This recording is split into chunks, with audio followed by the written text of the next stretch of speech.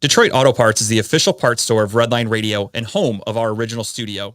Now the home of Talking About Balls, the best show at Redline Radio. They have two convenient locations. East side, call 216-531-7373, or on the west side, 216-398-7373. Mention Redline Radio and receive 10% off of your purchase. Growing Wings Adult Services is the official sponsor of the old home for Talking About Balls, state-of-the-art Studio 2. Growing Wings Adult Services has over 7 years of experience of taking care of adults with disabilities. For more information, give Lisa a call today at 234-334-7547.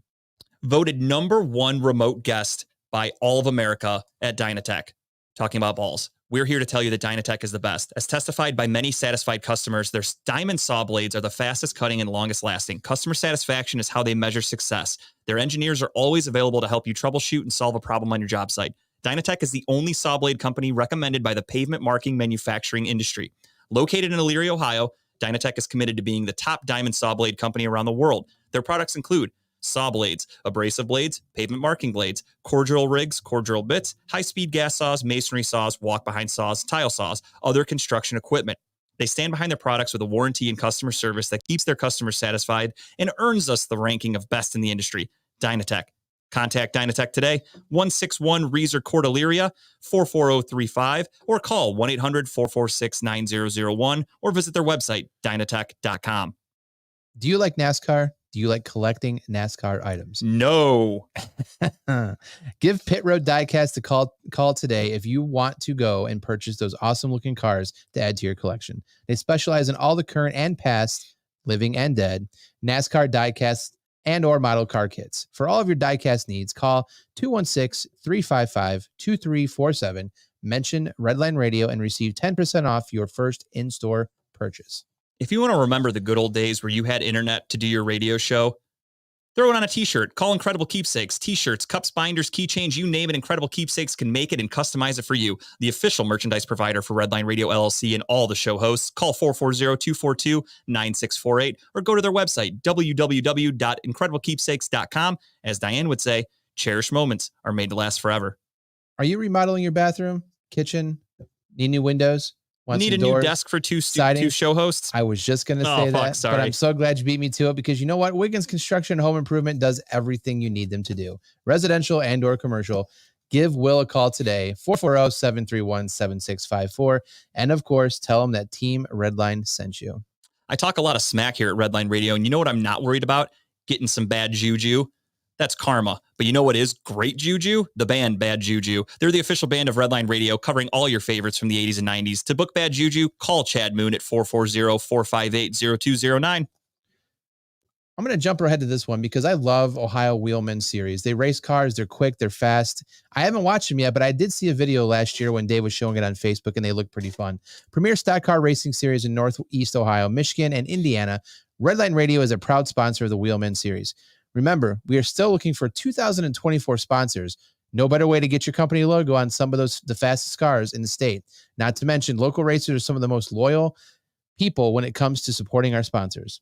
If you're throwing some old rickety chairs out the window and one of them happens to hit the sidewalk and you put a crack in it, call ACS, Affordable Concrete Solutions, LLC, to come by and check it out. Call today, 440-714-1987, or give them an email, affordableconcretesolutions.llc@gmail.com. Is your car broken down? Can you not start it? Is it not running? Do you have a tire that's flat? Give Tuffy Auto Care a call today. It's more than just a slogan. At Tuffy, we stand behind our work and promise it'll be done right. Period. Or guess what? They're going to fix it for free. Tuffy is located at 649 Leona Street in Elyria, Ohio.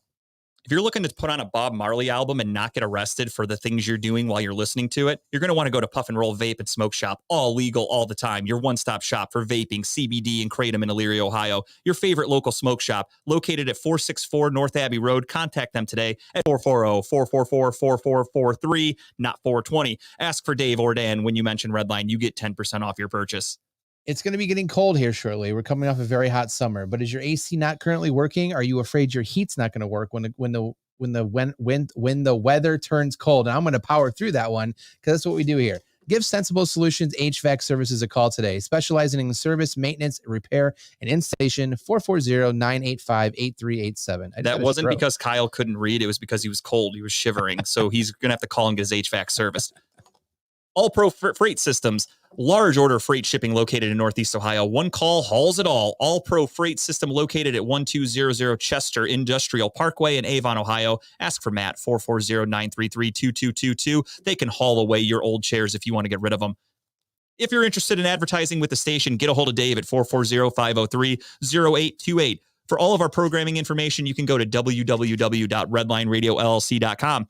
Check out Redline Radio LLC on social media, Facebook, YouTube, Twitter, Twitch, Instagram, and LinkedIn. Want to take Redline Radio on the go? Download the Redline Radio LLC app at the Google Play Store.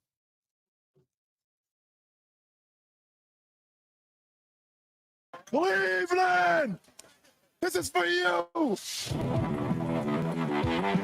Talking about balls.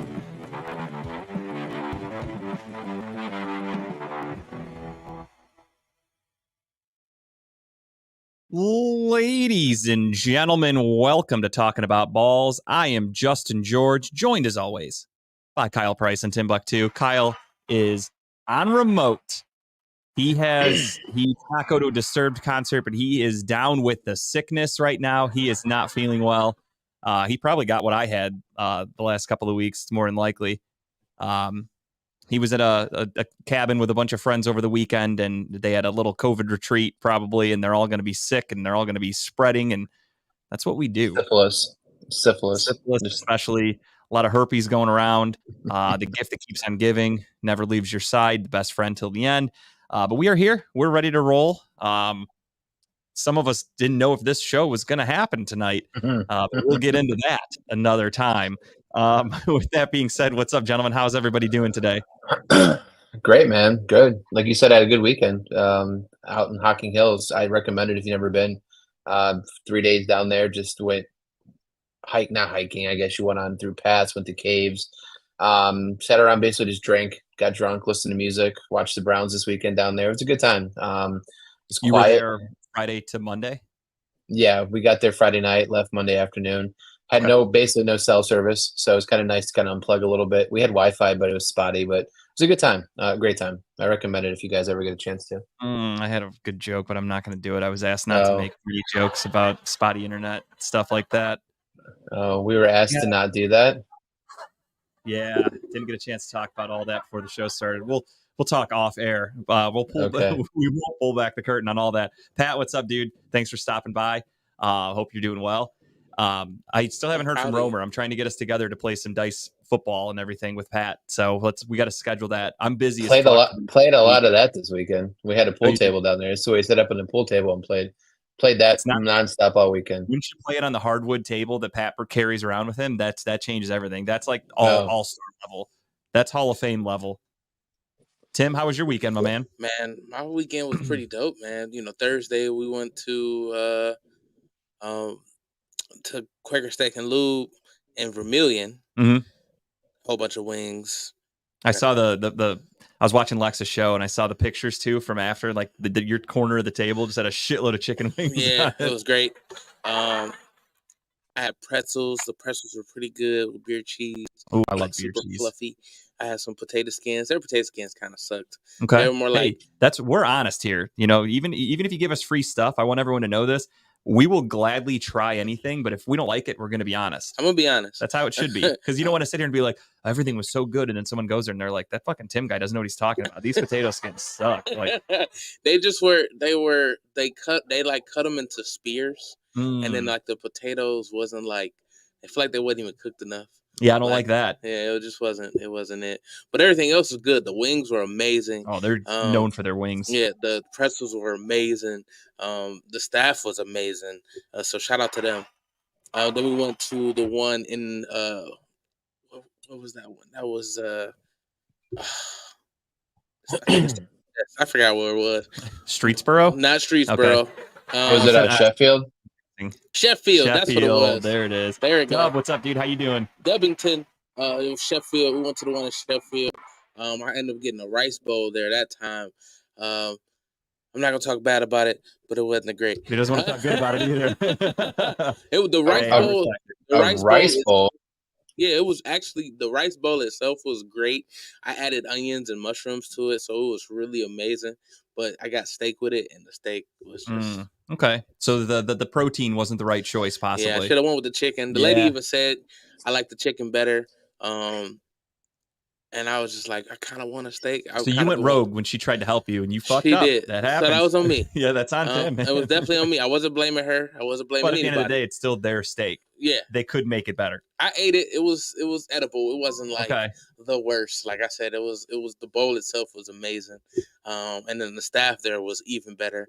The show, the Clean Comedy Show that I promoted last week on, Yes, sir. That was Friday night. it was amazing. I gained a couple followers. I thought you were gonna say pounds. I definitely gained a couple of those. But this one table, they bought me a drink. It was dope.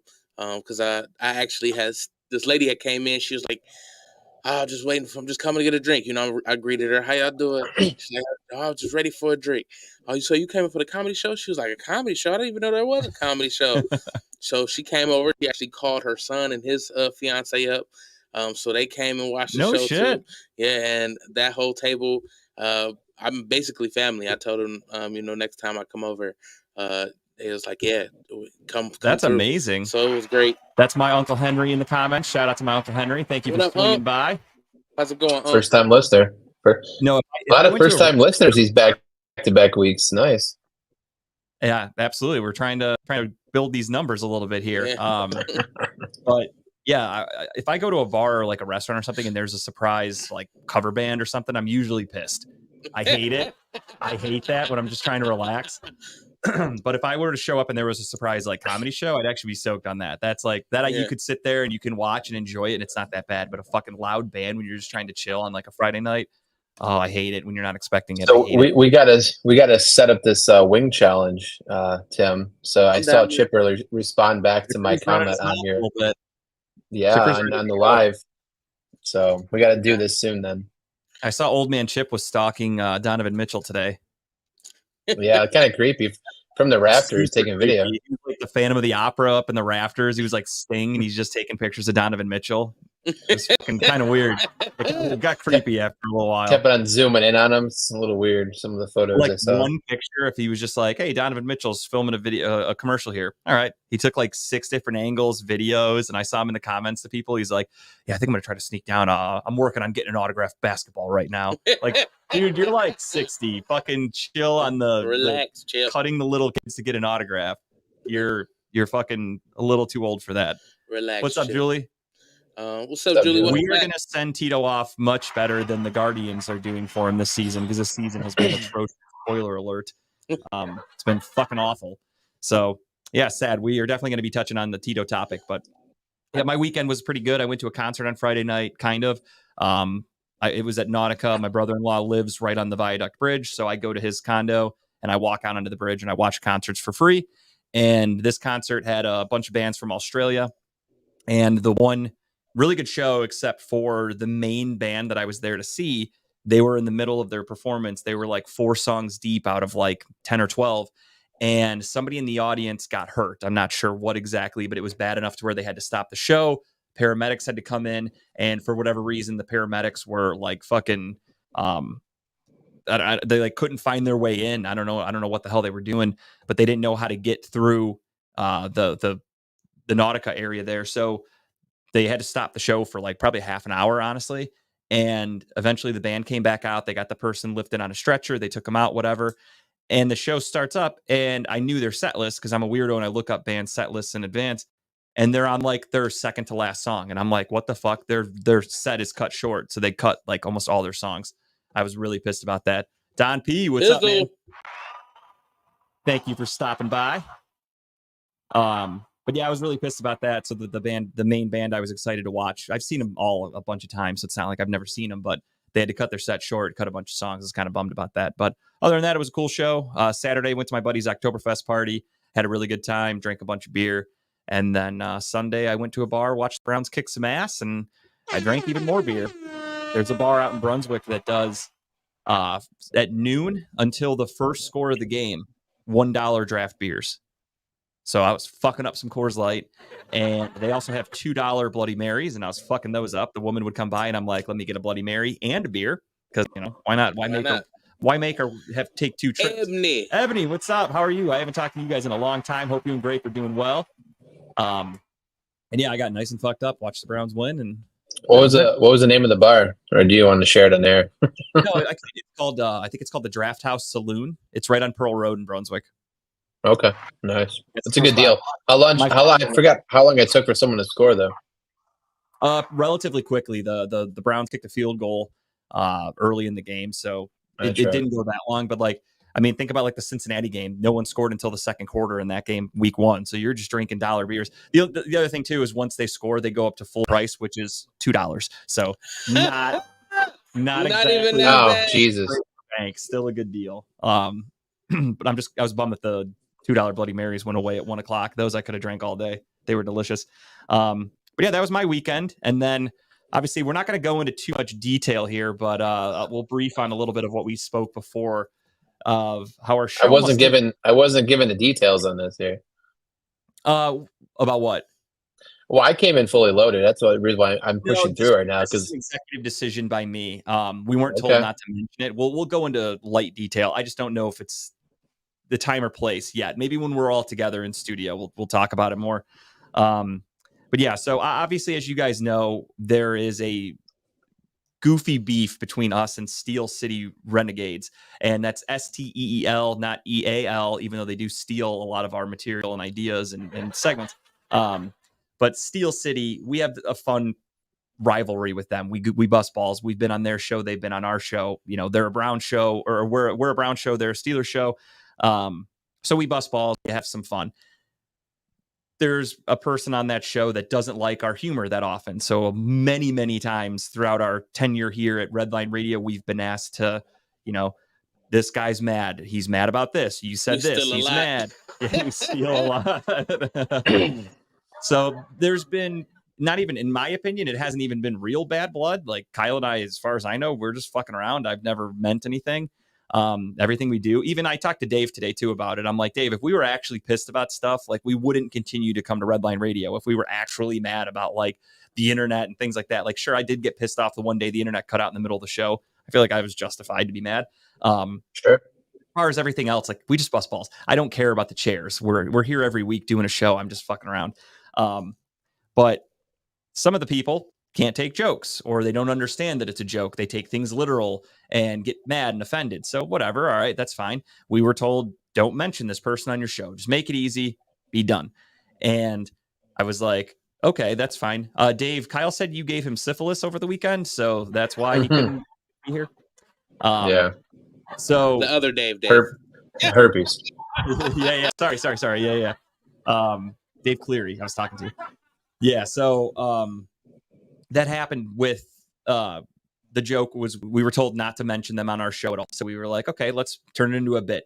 So when we do the show reads every week, obviously you guys hear the thing go beep when we're talking about a certain show, because that goes into the line of don't mention that person on your show. Again, it was just funny. We were told by multiple people, that's really fucking funny. Keep doing that. That's great. No harm, no foul. We weren't making fun of anybody or, saying anything bad. And then we've been doing that for months, I would say. And then this person decided to listen to the show for the first time in months, apparently, and goes, I don't like that. You're in trouble. I don't like what you're doing. And we're like, what the fuck is happening? Why is this person mad? And then it turned into a much bigger snowball of, okay, let's all sit down and talk. Okay, that's fine. We're adults. But until we can sit down and talk, because I'm busy, your show is suspended. And I'm not going to lie. I saw red. I was at a bar with my wife and my cousin and her boyfriend. We were getting ready to go to that concert. And that's when I responded with the fuck that. I refuse to accept this suspension. There's no fucking way I'm getting suspended over doing nothing. If you can show me what I did wrong, turn into a big thing. And lo and behold, we are here. I wrote and deleted at least 5 paragraphs multiple times. And then I called you before I did that.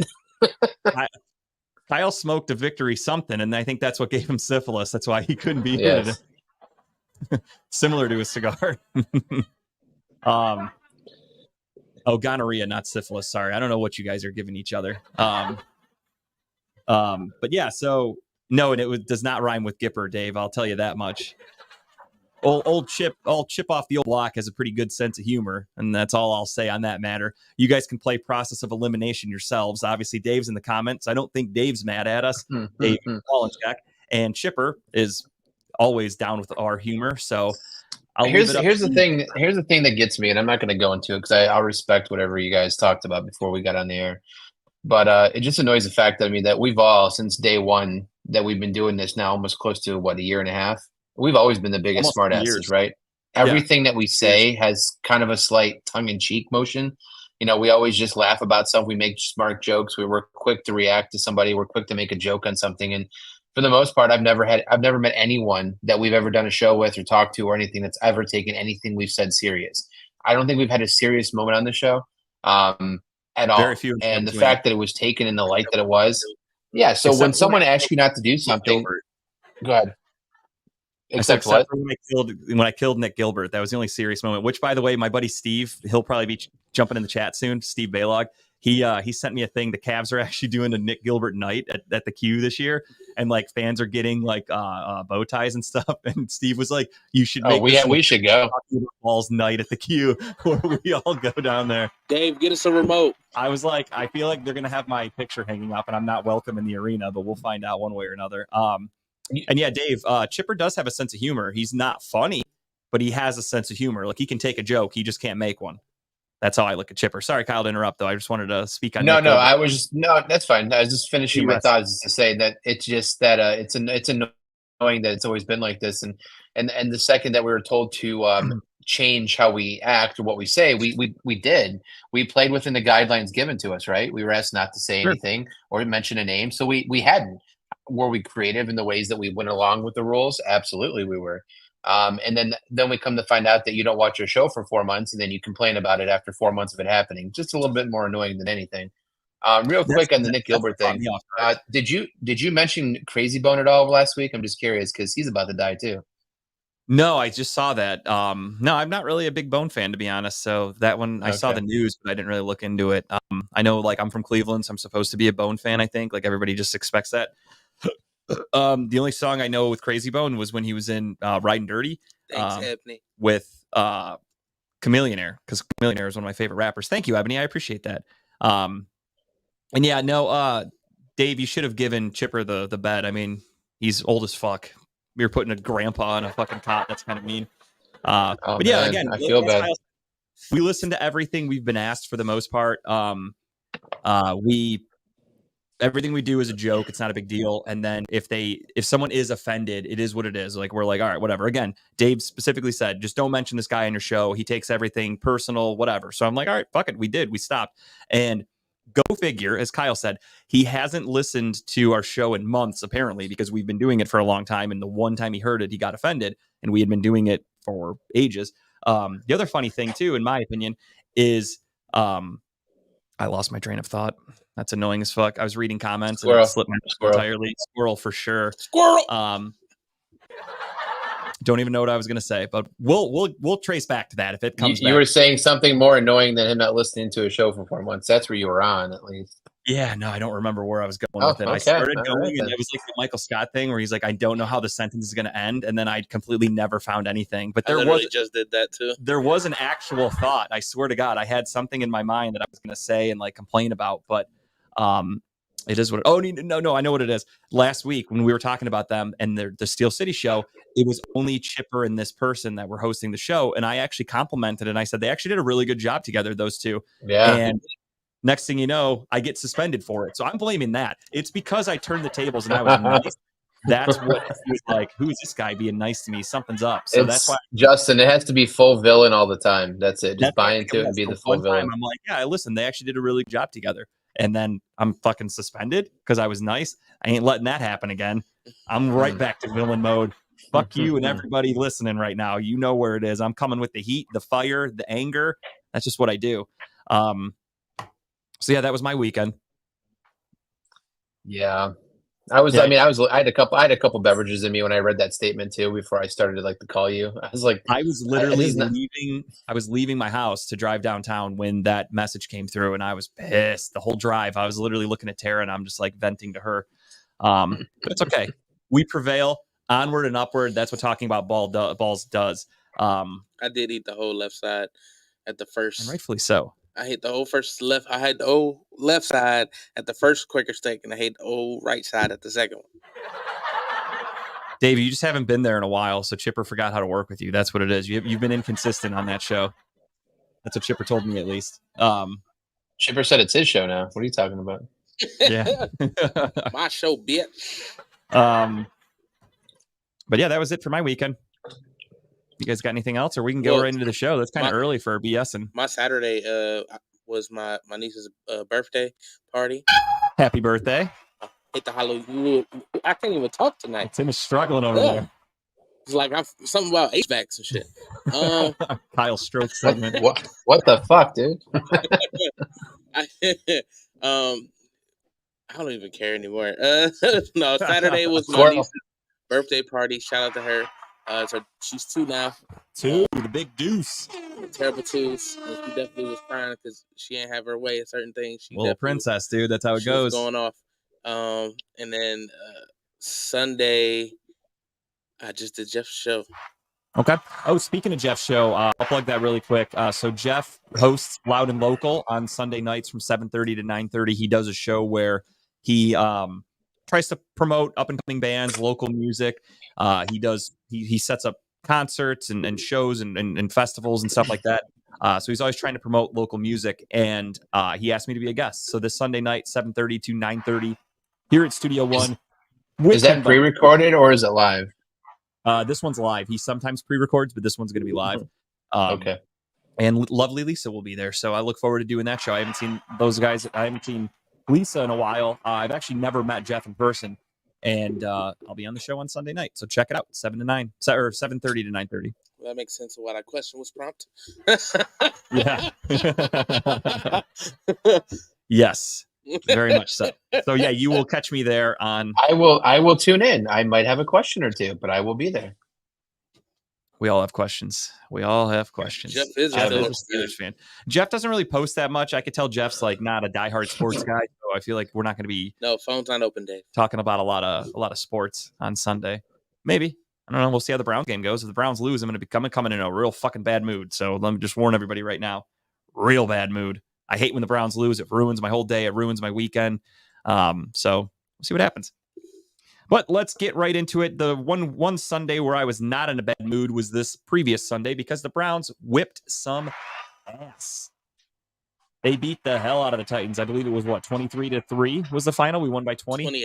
28. 26-3. I thought. I don't fucking know. They beat the shit out of them. I told you I was doing a lot of $2 drinking. All right, so take it or leave it. 27-3. There it is. Okay. Boom. We were all very close, just not on. That's right, because everybody's doing like the Jumanji math that Grape talks about a lot, and everyone was like, Nick Chubb gets hurt, Browns win by 24 on the 24th of September or something like that, and everyone's like, oh my god, like it's crazy. Oh, numbers shit.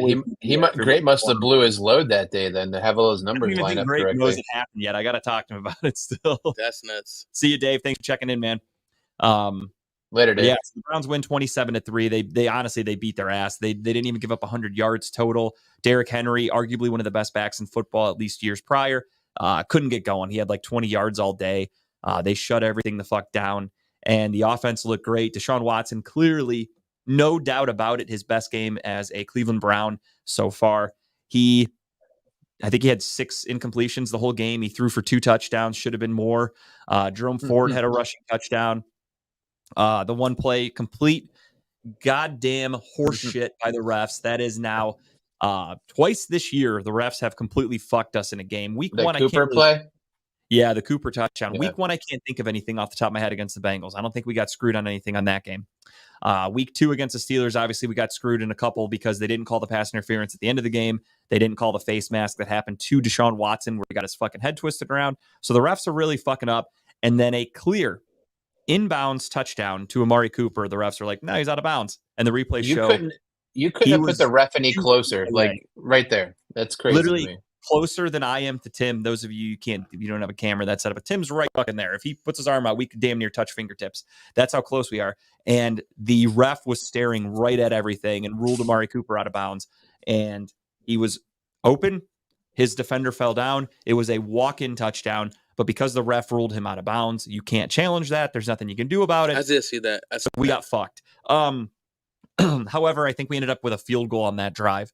So they cost us 4 points, but then later in the evening or in the day, Amari Cooper did catch a touchdown. So he made up for it, did get himself a touchdown. However, he could have had that longer one that would have been a better play, but it is what it is. Luckily, it wasn't a close game at all. Had it been down to the last possession and the refs fucked us right there, I'd be furious. But maybe they didn't call that out of bounds. I mean, maybe they called that out of bounds because they didn't call like Kevin Durant's out of bounds when he was like 5 steps out of bounds and he they let that go. There's no rules in the NBA, dude. You let all that shit go. You know that Ray Allen 3 in the corner, he was out of bounds. Let's be honest. What gets me about this game is that it was just almost comical, just watching our defense just be in the backfield before they even had a chance to hand the ball off to the running back. We're back there every single time. Because the Browns defense is dominated now for 3 consecutive weeks. I mean, they have looked lights out. Where I go in and I'm not going to say like Tennessee stinks. Don't get me wrong. I'm not an idiot. However, I went into this week and I kind of thought like, all right, does maybe the defense kind of snap back to reality? Do they maybe not have a great game? Do they give up some yards to Derrick Henry? Is this a close game where we have to win it, 21-20 or something like that? And it was never close. I mean, we dominated. It was just an ass whooping. The defense did not let up from start to finish. And the other beautiful thing, knock on wood here, there were like no injuries for the Browns either.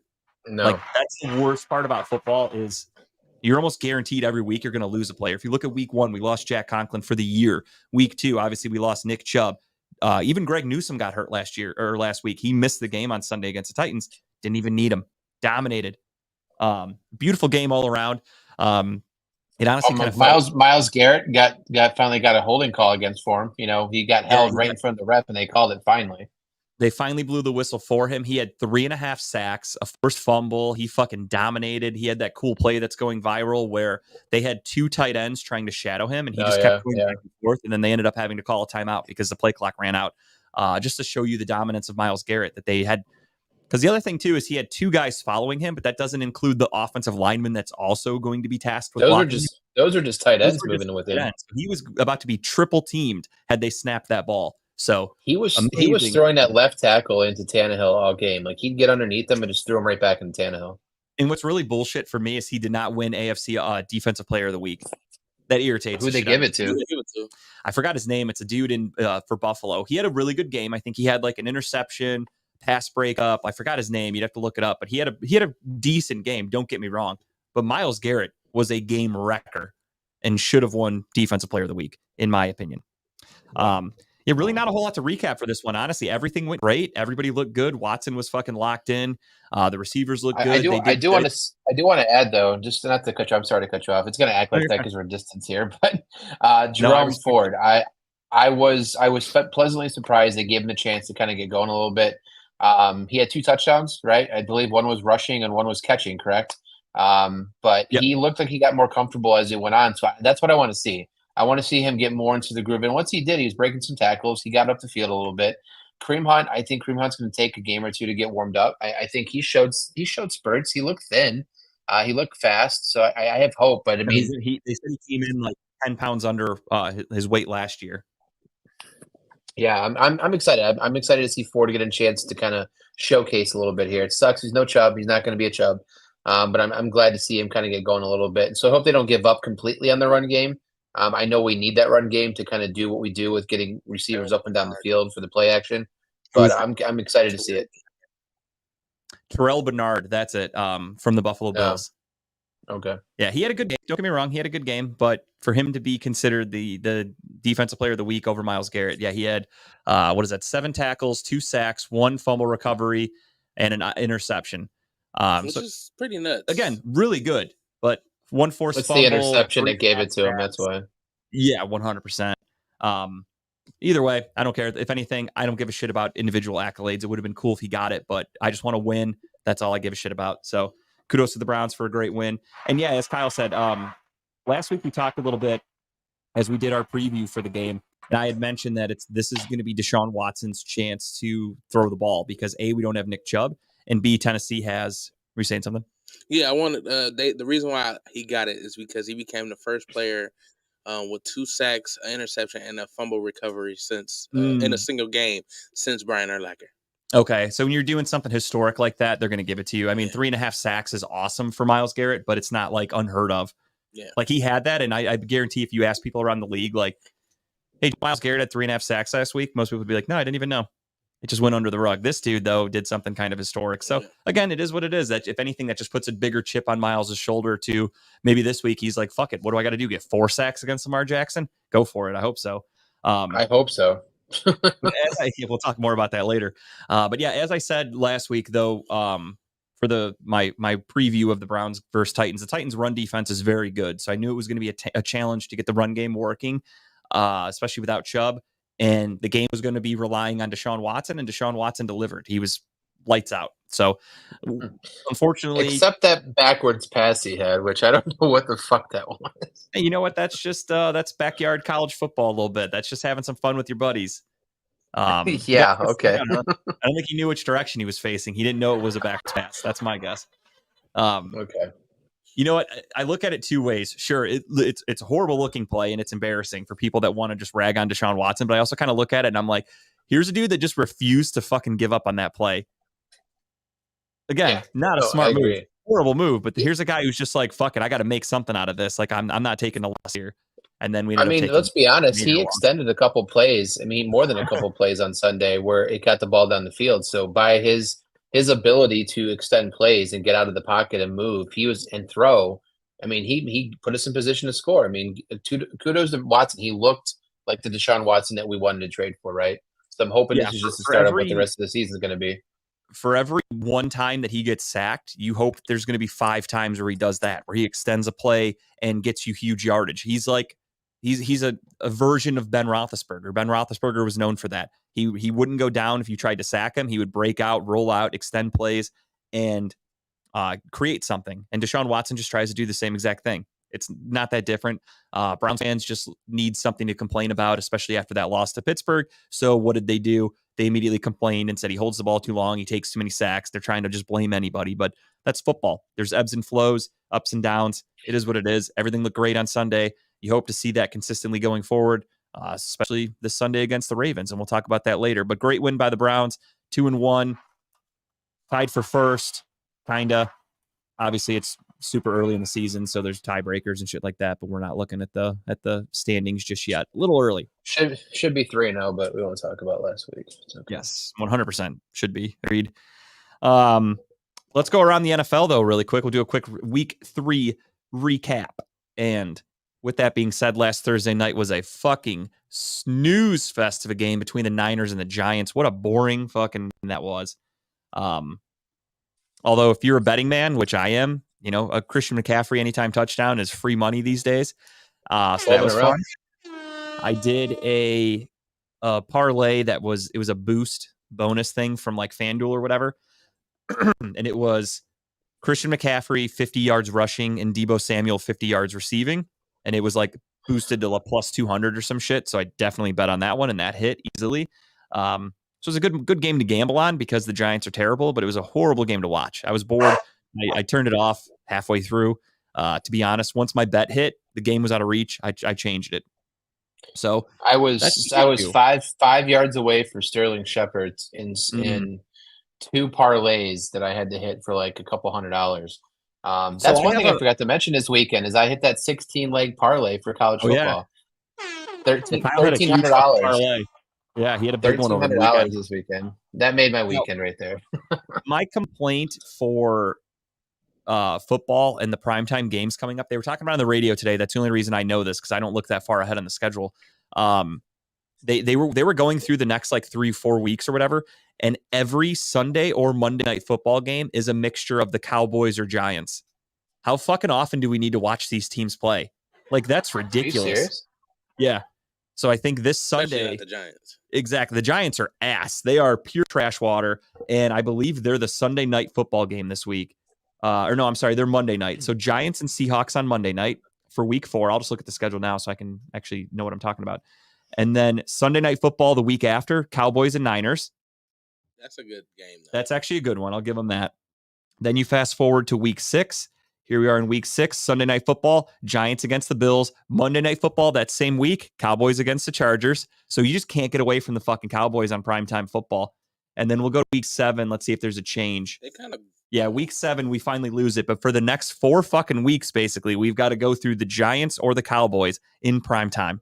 I feel like the Cowboys always get primetime now. They do, and I'm over it. I don't understand why. Because Jerry Jones has some under the table deal with That's Rodgers. got to be it, because they are not America's team. The Browns are America's team. Let's be honest about that. This is what I hate about primetime. Like they don't make these games flexible. Like they go into the season assuming these teams are going to be good the entire season and make these schedules, but they don't understand that halfway through the season they can't flex a Monday because of how fucking shitty a team is. Yeah, Monday night games don't get flexed. It's Sunday night games that do. But the thing with the guys on the radio even said this. They're like, the NFL is like infatuated, thinking it's still the 1980s, where because the Giants and Cowboys have followings, they need to get ratings. But if you have a good game on, it's going to get ratings no matter what. I watch every football game. There are diehard football fans that will watch every game. I don't give a fuck who the teams are. If it's a good game, I'll watch it. But I'm so sick of watching the Cowboys and Giants because the Giants are not a good football team. That's a bad team to continuously put on. But they look at it and go, oh, well, New York has a huge population, so we want those people watching Monday Night Football or Sunday Night Football. But if you put a better game on, you're going to get more ratings because then more people are going to be interested around the world, not just in those one specific cities. And that's where I think the NFL's fucking up. And it's so annoying that, again, 4 weeks in a row or 4 primetime games in a row, in any way you want to break them up, Sunday or Monday, are the Giants or Cowboys. That's fucking crazy. Give me Jacksonville in a Monday night game. They're fun to watch. I'd watch that all the time. Absolutely. Look at any up-and-coming team they could throw on there. The Dolphins would be great for a Sunday night, Monday night game. They were good last year, too. That's where the NFL fucks up. If you're going to go off the previous year, how are they not on a primetime game? And then, could you imagine that Dolphins game on Sunday, like on a Monday night, like everyone watching that game? Oh, I would fucking love that. It'd be better than, I had to watch the goddamn Steelers and fucking Raiders, 2 shit teams that didn't make the playoffs, both get Sunday night games last weekend. That's bullshit. And the Raiders are ass. The Steelers are ass, too. They just got lucky, especially against the Browns, let's be honest. But I digress. They are 2-1, but they're fucking trash. Everybody knows it. Even Steeler fans know they're trash.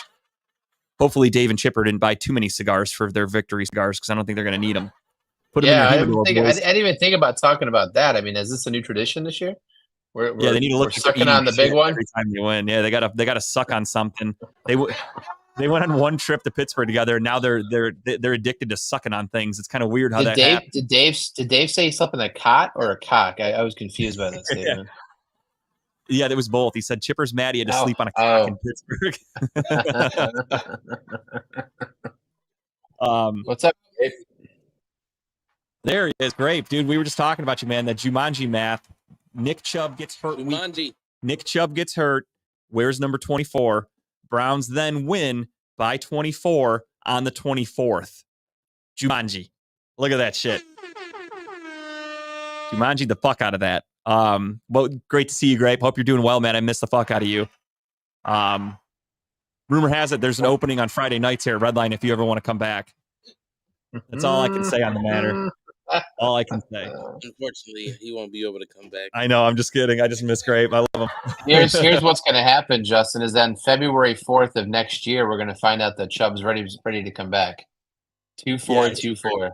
His knee is going to heal like Wolverine on the February 4th. I hope. Fingers are crossed, dude. I need some of that shit. I need some good luck for him. There was a report that came out over the weekend, but I'm not ready to fully get invested in it. I'm sure you saw it, Kyle.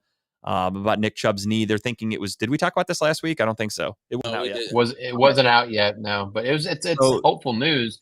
But they won't know until they get into the knee. The rumor from Adam Schefter is that it was Nick Chubb's PCL, and that's it. There's no other damage. I thought it was MCL. Or maybe it was MCL. Yeah, everything else was okay. The ACL they think just got stretched, but it's not going to need reconstructive surgery. Is the report. So we'll see what happens. Oh, what did Grape say? Oh, no. don't even want you acknowledging me. Yeah, ain't that the truth? I'm sure I'm gonna get a message about that. Oh, it's like the Demolition Man. When you make a violation, you hear the paper pops out. Bling. All right, Grape, you gotta chill, bro. You gotta chill, Grape. And It's a free move- country. moving It's a on, free country. It's a free country. that is definitely gonna get me an angry. That's gonna get me an angry message tomorrow morning. You have one violation of the FDIC violation. I'm ready awards, for it though. whatever. At least we earned this one. Getting back to the week 3 recap, lot of upsets, lots of upsets. Starting with the Gardner Minshew led Colts over the Baltimore Ravens in overtime. Yeah, that was. Some of these games, it was funny because we were all cocky last week, and I'm like, who wants the fucking Colts? We're like, nobody. And I'm like, all right, let's write that down. And then they win. But I mean, that's the way the NFL goes. I love it as a Browns fan. If any team is going to choke and lose a game, they should win. I'm happy it's the Ravens. So 22-19 win in overtime for the Colts. That's great for the Browns. Broncos tried their hardest. They lose 70-20 by the Miami Dolphins. Yes, that is not a Madden score that is accurate. That is a 70-point game for the Miami Dolphins, and they could have probably scored 100 if they wouldn't have taken their foot off the gas, if I'm being honest. Oprah Winfrey was down there passing out touchdowns. You get a touchdown. You get a touchdown. You get a touchdown. It was fucking wild. Like, I couldn't believe the score. Like, there was a couple times where I've seen some errors when like CBS or whatever will put up the score ticker, and I'm like, okay, whatever. Like, they obviously fucked up. There's something wrong there. Obviously, this team didn't score 83 points. Somebody had a fuck up. This was real. They actually scored 70 points. It was insane. We might never see an offensive explosion like that again. I seen a meme on Instagram. They had the score up, and I was like, no. Yeah, like it seemed fake. Like, I was like, wait, there's no way. Like, I think it was almost halftime, and they had like 50 points. And I'm like, there's no way. What the fuck? R.I.P. anybody who played anyone who had fucking Dolphins people on their fantasy team. I mean, there was people putting up points. Like, I had 2 people on my bench that I would never have really started fucking put up 45 points. Like the backup running back, he had 50-some points on my bench. Imagine if you're a degenerate gambler and you like bet your fucking house on the under for that game, and that's what happened. Like, imagine how fucking depressing that would be. Somebody's broke right now. I'm the sure. under Absolutely. didn't only not hit; it missed by 1,000,000. That's how fucking Well, crazy. you kind of saw the writing on the wall, like before the game even started. Like, we were only like kickoff for the Browns. You look down to ticker, and it's Tyreek Hill touchdown. It's like they just fucking started. Like, how did that even happen? Yeah, I did a four-person touchdown parlay last week, and I did Tyreek Hill was one. I did Justin Jefferson. I did Travis Kelce, and all 3 of those hit. And then the 4th one that didn't hit was Tony Pollard. But before that happened, I was able to cash out, so I still came out positive. So I won money. It wasn't as much as I could have won if he hit the touchdown, but I'll take it. I think I won like $60, and it could have been 90. That's a solid little cash out there. Oh, it's always nice to win money, not lose money. 1,000%. So that was a cool little Sunday for me. Patriots beat the Jets 15-10 in a pretty boring game that we all expected. Bills beat the shit out of the Commanders 37-3. The Commanders kind of came back to reality a little bit last week now that they actually faced a decent team, because so far they hadn't done that. The Lions beat the piss out of the Falcons 20-6, putting them back to reality. Derek Carr gets hurt, and as soon as Derek Carr gets hurt, the New Orleans Saints can't do shit, and they end up blowing a lead against the Packers. The Packers come back and win 18-17. And I was sad because I was watching. I was like, oh, they're gonna pull us out. All right, cool. Tim was the only one who took New Orleans out of the 3 of us. So yeah, unfortunately, buddy, you did not have a great week. Tim's score tells me he had some bad picks last week. Yeah, Tim had a rough one. They wasn't bad picks. They was close games that turned around. They didn't pan out. Yeah, we're not Robert. talking college. Robert, go fuck yourself. Yeah, I'm sure you guys all watched that together. How'd that go? Oh, I was depressed, man. How do you feel? Not a little bit. I got fucking my balls busted all Sunday. But how do you have 10 people on the fucking field 2 plays in a row when they're on the 1-yard line trying to push it in? Get fucked. Poorly coached Marcus team. Freeman. I hope he gets slapped in the face. Texans upset the Jaguars. CJ Stroud looks fucking legit. 37-17 win for old Houston, their first one of the year. Chargers. That kid is on pace, man. That kid's on pace. Sorry, let's cut you off. That kid's on pace to have a hell of a year. Yeah. I was nervous just because I kind of go with the tail old adage of Ohio State quarterbacks stink in the NFL. It's rare. Right. It's rare that one is actually good. So I kind of went in with CJ Stroud, and I'm like, this kid actually seems like a really good quarterback. But obviously, we'll wait and see how he looks in the pros. And he's on a without a great. Without a great pass blocking offensive line, without maybe one receiver that he favors right now. Nico Collins is a go-to receiver right now. He's doing that with basically number nothing. one wide receiver. Yeah, No. Their tight ends stink. They have Dalton Schultz.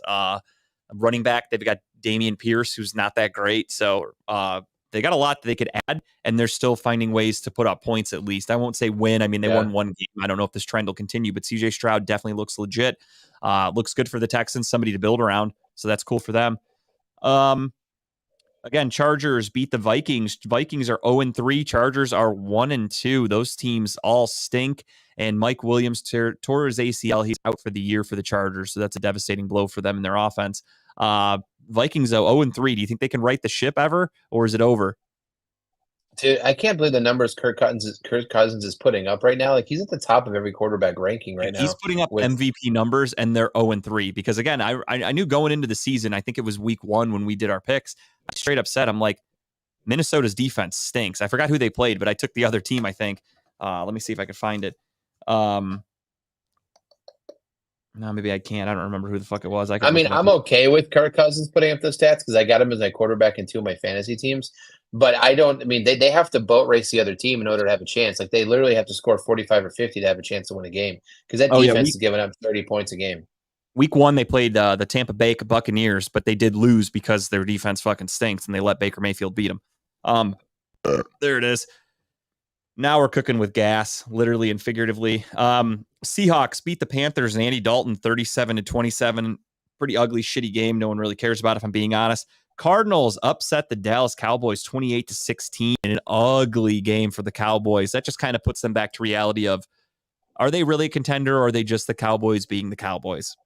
Did you see Josh Dobbs' Instagram the next day? Oh, where he played the video of like somebody talking shit about him and like he's like, I'm putting Dobbs up there and throwing darts at him, and then like cuts to Dobbs and he's diving darts and he's like, go Cards. Yeah, I fucking love that. As an ex-Brown, I'm happy to see him having success. I just hope he stinks when we play them in a few weeks because we do face the Cardinals this year. He was making great passes. He's doing well for that team. No, he was. I mean, the Cowboys did lose Trevon Diggs. Last week at practice to an ACL injury. He's done for the year because of that, and he's their best corner by far. That defense is loaded, though. They should be able to adjust, you'd think. Yes and no. I mean, their second corner is Stephon Gilmore, who, is a name you probably remember hearing 10 years ago. He's old, so it's going to be hard for them to adjust, and obviously their first game without him, and you lose to the fucking Cardinals. So it looks like some teams might have found something in a little recipe there to beat you. And Dak looked like Dak. He threw interceptions again. The red zone offense was fucking terrible. So, again, as a guy that hates the Cowboys because I'm sick of watching them every fucking week on all the prime slots, I'd love to see them lose. So, couldn't happen to a better team. The Chiefs beat the shit out of the Bears. Taylor Swift was in the house. I don't know if you guys heard that. They've really talked about it on every station ever. Let's talk about it. I just don't understand who gives a fuck who people are dating. Like, kudos to Travis Kelce for sure. Cleveland, stand up. Like, what are the odds a kid from Cleveland is banging Taylor Swift?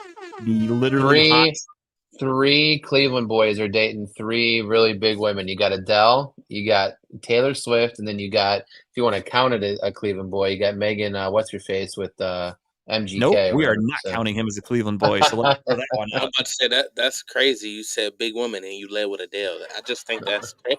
She is not a big woman anymore. Yeah, she's skinny now. She came out the other night during one of her concerts and says, I have to support the Cleveland Browns because my partner's from Cleveland. So, which I loved hearing that. That was cool. But I tell you who's loving it though. All the Swifties coming to football now. They actually put out they had their new Cleveland Heights or whatever, New Heights podcast today, and they went over some simple football rules. So all the Swifties who are coming to football, they understand football now. So it's kind of funny. Yeah, I mean, I think the whole thing was fun for like the first week because she was at the game, but now I never need to see it again. If I'm being honest, kudos to Kelce for banging Taylor Swift. That's fucking awesome. The NFL TikTok and NFL Twitter put Taylor Swift on their fucking main page. Did you see that? They're not going to stop with it, which is annoying to me. I'm over it already. Like, I don't care. But I guess it's better than seeing Jackson Mahomes. So I'll take Taylor Swift any day of the week. Oh yeah, right. He can't get to the press box. Her security locked him out. Thank God. Sunday Night Football, you had the Steelers win over the Raiders 23-18. Questionable coaching by Josh McDaniels at the end there, going for a field goal while his team was down by 8 with like 4 minutes to go. Why you would trust your defense if you're the Las Vegas Raiders, I don't understand that.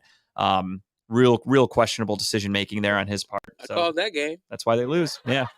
Is he I didn't done? want- Is he gone after this year? I don't think he survives the season, if I'm being honest. If they're way under 500 and it's halfway through the season and they're basically eliminated already, I think he gets shit canned. Does he go back to New England? More than likely. I mean, he's got nowhere else to go. I saw somebody today tweeted, and they were like half joking, but they said they want it on record today that they're calling their shot. Next year, Jim Schwartz will be the head coach of the Vegas Raiders. And I was like, that'd be cool, but I hope not. I don't want to lose Jim Schwartz after one season, but unfortunately our defense is that fucking good that dude is going to be picked by everybody to be the next head coach.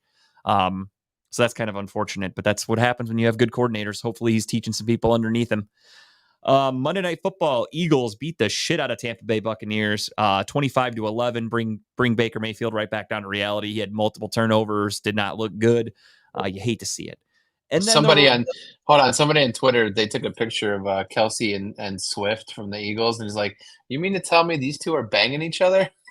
Yeah, I saw that. Which, if the NFL wants to talk about that, that's more interesting than talking about a girl sitting in a press box eating chicken tenders, in my opinion. Monday Night Football, the Bengals get their first win of the season over the Rams, 19-16, in a pretty ugly game, if I'm being honest. Even after the win, the Bengals still don't look like a good team. The Rams, same with them. They don't look that great. So, two shit teams for a doubleheader for Monday Night Football weren't really that great games either. And that was week 3. Quick little recap. Switching gears a little bit, we want to go into Major League Baseball. The playoffs are getting ready to start. Today is, of course, we'll talk about that later, though, but today is, of course, Tito Francona's last home game in Cleveland. Let's actually check the score. Let's see how that's going for the old Guards. Oh, they're up 4-1 over the Reds right now. Shane Biebs must be pitching a gem for Tito's going away party. They're gonna blow it. Yeah, I mean, they had a big lead yesterday and they pissed it away. But yeah, so the MLB playoff picture is heating up. There is not much left for the season. I think it ends after this weekend, if I'm not mistaken. I could be wrong. But either way, the playoff picture is as follows. You've got the 1 seed. I'm going to look here off my phone. You've got the 1 seed in the National League, the Atlanta Braves. The 2 seed, the LA Dodgers. 3 seed, Milwaukee Brewers. Philly. What's up? Is this wrong? The Tito picture? No. Oh, no, that's it. That's the one. And then you've got, I just can't read the numbers from here. They're so small. You've got the 4 seed is the Philadelphia Phillies. The 5 seed is the Arizona Diamondbacks. The 6 seed is the Chicago Cubs for now. The Cubs did blow that game last night. I don't know if you saw that fucking error that right fielder had. That was crazy. I've never seen a play like that from a Major League Baseball player. That looks like something you see at a little kid's game. They're just trying to choke this lead away. And who's right behind them? The Cincinnati Reds and the Miami Marlins. And the Reds got a big win yesterday. They were able to creep up a little bit in the standings for the wild card hunt. In the American League, you've got the Baltimore Orioles with the 1 seed, Texas Rangers, surprisingly, the 2 seed, Minnesota Twins at 3, Tampa Bay Rays at 4, Toronto Blue Jays 5, and the Houston Astros at 6. So you were going to get. Do any of us think that the NL has a chance? I mean, AL has a chance in these playoffs in the World Series. I mean, no, it's the NL's loaded, man. There's not one really good team in the AL that's coming out. There's not one team that scares me. Even if, like, this is what really fucking irritates me for the Guardians this year, is the year that the Dolans decide to sell when we had first place in our grasps. We could run the AL in the playoffs if the Guardians just put a little bit of effort. We now have pitching back. We have Shane Bieber healthy. Tanner Bybee's been really good. He's probably he should win Rookie of the Year. I know he's hurt right now, but a lot of young talent on this Guardians team that if they just invested a little bit into, I think the Guardians would be the fucking 3 seed right now. We would win the division. And I mean, I'd put my money on the Guardians to win the AL at least, to represent the American League in the playoffs or in the World Series. I mean, so that's fucking annoying that the Dolans did that. We'll talk about that in a little bit when we talk about Tito's send-off.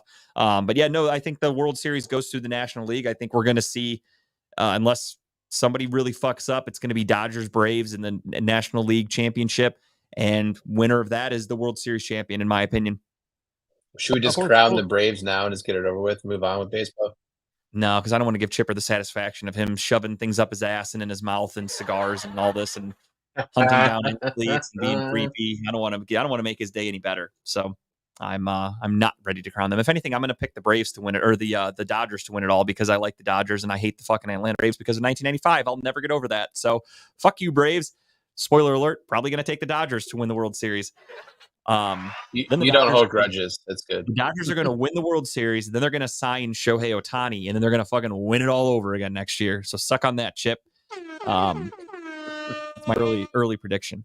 But yeah, so that's what it's looking at right now. And again, as I mentioned, today is Tito Francona's last game in Cleveland as the Guardians manager. And what a way to go out. The poor guy had his scooter stolen, destroyed, defecated on, and ruined forever today. The Cleveland PD announced. I don't know if you saw that story. It just happened a couple hours ago. No, are you serious?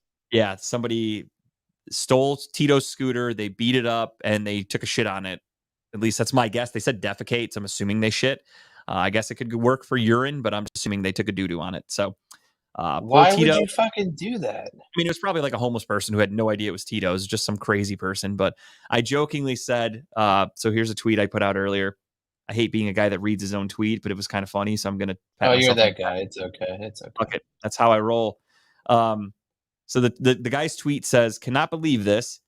I can't believe this is today's news, but somebody recently stole, beat up, and then defecated on Tito's beloved scooter. The hog has officially been decommissioned." So it's done. It's scrap at this point. I tweeted, "That's also how I describe what the Dolans did to Tito this season. They beat him up, they stole him, and they defecated on him. That's basically the going away party for Tito. Poor fella." Jesus. So the Cleveland PD and it put this on Twitter. Is that what you said? No, like the story broke. And like a bunch of reporters from like Cleveland are the ones that posted it. Like Ryan Lewis from the Academia Journal. He's the one who tweeted that earlier. But yeah, so unfortunately, not a great ending to his last day in Cleveland as the manager. But he's done. Tito Francona will always be highly, highly regarded, in my opinion, when I look back on Guardian history. Or Cleveland baseball history, whatever the fuck you want to call it. He was here through it all. He was here as the Indians. He was here as the Guardians. Took us to a World Series. He's taken us to the playoffs multiple times. We had that long win streak of 20-something games in 2016. It was phenomenal. Everything he's done has been fantastic. He's been such an amazing, amazing manager for this team with these young players, these young kids that come up where you go, who the fuck is that? He gets the best out of them. I think baseball is a sport where your manager means so much, and I think losing Tito is huge. I truly don't even know who the fuck we're going to replace him with. I know we kind of tried to talk about it a few weeks ago when this news kind of broke, because that's the other thing too, is Tito's a very humble guy. So he didn't want to make this season about it being his last hurrah. He kept this kind of lock and key up until about a month ago when we started hearing the rumblings that he was done. I personally didn't want to believe it.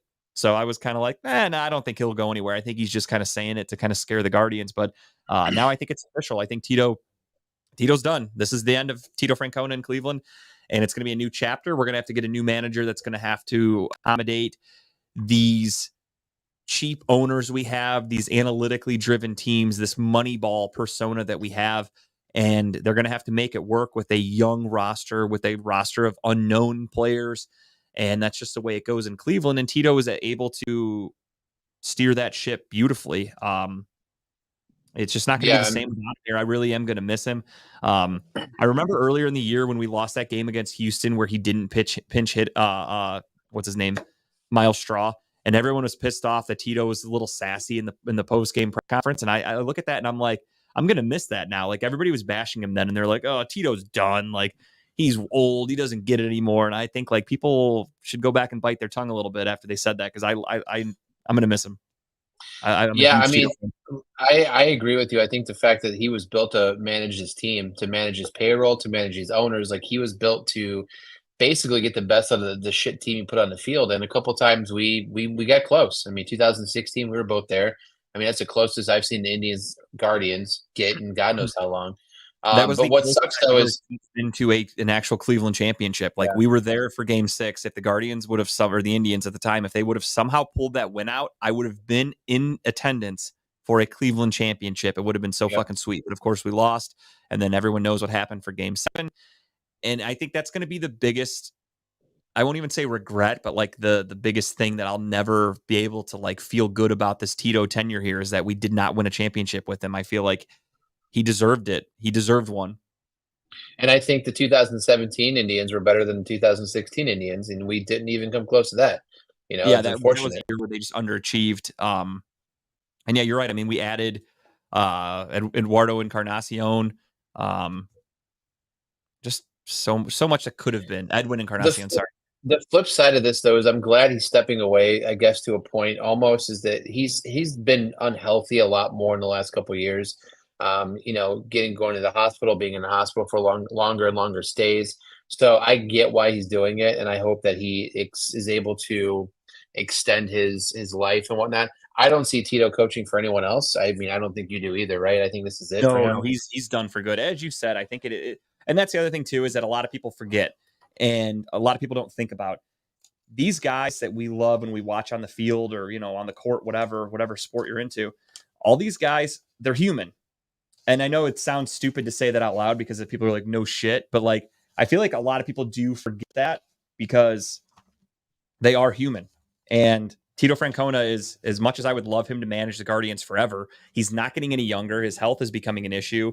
I feel like, sorry, I'm ruffling a lot of papers here because I forgot my ad paper and I want to have that handy for God knows when we end up doing ads. But yeah, we already Tito's did ads. We started the show with ads. Oh yeah, that's right. We don't actually have to do ads anymore. Now that I think about No. it, we don't. Right? Shit, look at me. Shows you how much I pay attention.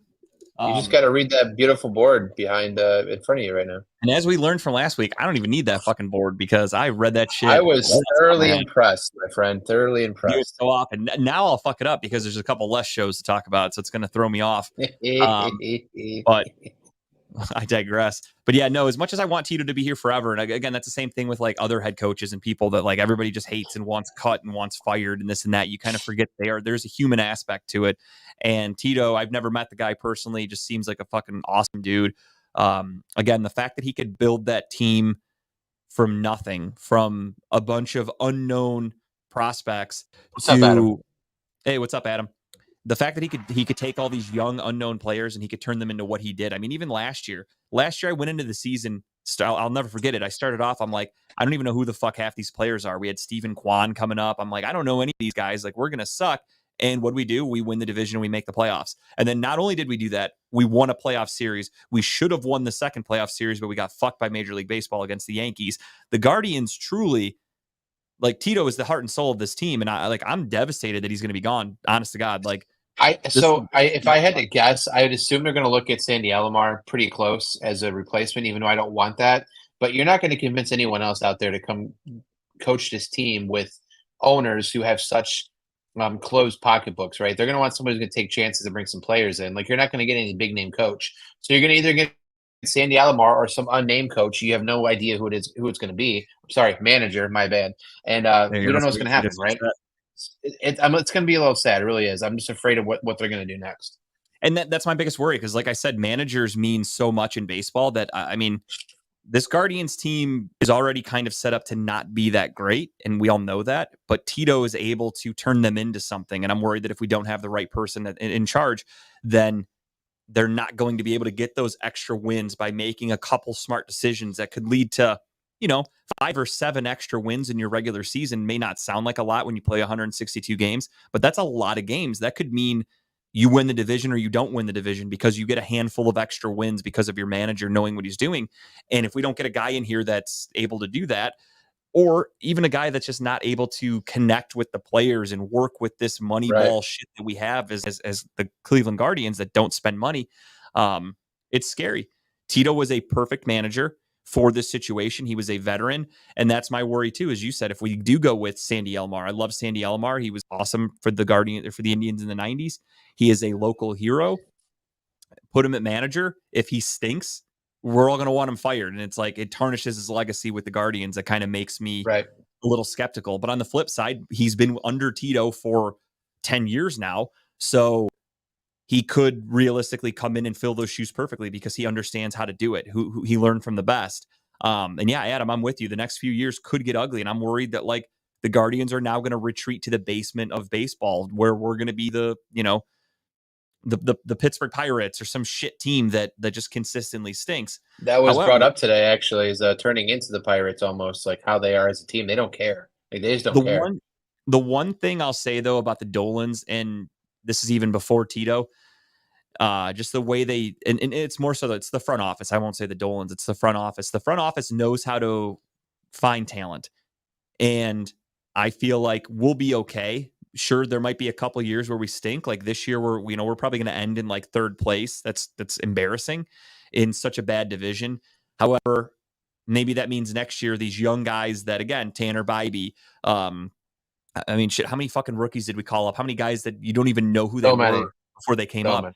Maybe these guys next year, not to have all this experience, are going to actually play really well, and we're going to be really, we'll be fine next year. I'm not saying that's going to be the case, but it's possible. So we'll see what happens. It's all going to have to line up. If there's anybody that I trust, and it obviously I hate the Dolans, but I trust our front office for Cleveland. They rarely lose trades. I'll give them credit there. When they make a trade for prospects, those guys, we're usually going to find a stud in that mix. They draft well. They know how to develop players really well. So I trust them as long as, we keep all the core people in place in the front office. I'm confident going forward. But as far as manager and how the future is going to shape out, that's scary. The unknown without Tito stinks. But again, the last 11 years have been phenomenal with Tito. The team has always been a contender. I know I was hard on the Guardians for the last few years because that's just funny for me for the show. Where I would always tell everybody that they're choke artists. They're going to make the playoffs, but they're going to get eliminated. So who gives a shit? I was hard on them. I mean, you weren't wrong, but right. I mean, obviously, I wanted championships, but going to the playoffs in general is amazing, and you realize what you miss because again, I just showed the playoff bracket. Guardians aren't on there. Guardians have no chance of making the playoffs, and I'm pissed off about it. That's annoying as fuck. I at least want to be in the dance. Do I think we could be a World Series contender this year? No. Do I at least want to be in the playoffs? Yes. And absolutely. The fact that Tito's last year as manager is the year that the Dolans decided to sell at the trade deadline and not compete when we had first place right in our fucking grasps. I think we were, a half game out or a half game up, and we started trading everybody away and didn't acquire anybody good. They brought in fucking Noah Syndergaard, who was here for a cup of coffee, and he skipped town because he fucking stinks. They didn't do anything to make the team better. They did all these moves to bring up these young, inexperienced players. And I feel like that is so fucking disrespectful to Terry Francona for his final year that you didn't try to go all in a sport of baseball where there's no salary cap. You could have made a bunch of crazy moves. And I'm not saying trade all your fucking prospects, but we could have acquired some talent to at least make a push. And they did nothing. And because Tito's it makes it seem like if they would have made a playoff push this year, that maybe Tito would have stuck around another year. But because of how bad the season went, it's like, well, it makes sense now to leave the team now, right? Because I don't see it getting better after this. That's kind of where I was at when it all happened. I remember we talked about it when the news broke that Tito was like leaning towards retirement. I remember I said that. I was like, I think he's just bluffing. I think he's trying to scare the Dolans to be like, hey, if you guys don't like actually start trying to win, I'm getting the fuck out of here. I'm not getting any younger. And apparently he meant it because he is actually retiring, and I'm fucking very sad about it. So want to give a quick shout out to Tito Francona. Thank you for everything for the last 11 years. You were absolutely one of the best baseball managers of all time, not even just in Cleveland, just in general. You were able to break the curse in Boston. You meant so much to the Guardians and to the young players on this team. And I wish you the best going forward. I hope your health stays great, and I hope you stay in Cleveland. That'd be really cool if Tito was like a local celebrity still out and about. But who knows? I could also see him retiring south and just enjoying some warm weather. They keep on stealing his moped. He's not going to get anywhere in Cleveland. What are you talking about? I don't blame him. He's going to fly the fuck out of here and never come back. So farewell to Tito Francona. Thank you for everything. I wish the last year here could have been a little bit better, but you can thank the Dolans for that. So thank you, Tito. And thanks, Tito. Best wishes. Speaking of farewells, Dame Lillard finally got to say farewell to the Portland Trailblazers today, as he was a officially traded, and it did not work out the way everybody expected. When the Dame What a Lillard trade trade. when the rumors came out back in like June or whatever, right after the finals, everybody and their brother said Dame only wants to play in Miami. Dame will only go to the Heat. And kind of seemed like it's not even worth making a phone call if you're not going to trade for him. And where did he go? Milwaukee, like everybody had guessed. And not even for that much. I don't know if you saw the trade in full. It was a 3-team trade. I saw the teams and I saw the big names from the Suns, but I didn't see the whole thing. So it is DeAndre Ayton, Drew Holiday, draft picks, and there was another player. I forgot to write his name down. Tumani something, Kamara, I think his name was. I honestly don't even, I'm not familiar with him, if I'm being honest. They go to Portland. Joseph Nurkic, Grayson Allen, Keon Johnson, Nasir Little go to Phoenix. And Wow, Milwaukee doesn't lose anything. Milwaukee gets Dame Lillard. I can't believe that trade, truthfully. Like, DeAndre Ayton's an okay center. He's not great. Phoenix wants him the fuck out of there anyway, so that's doing them a favor to dump him.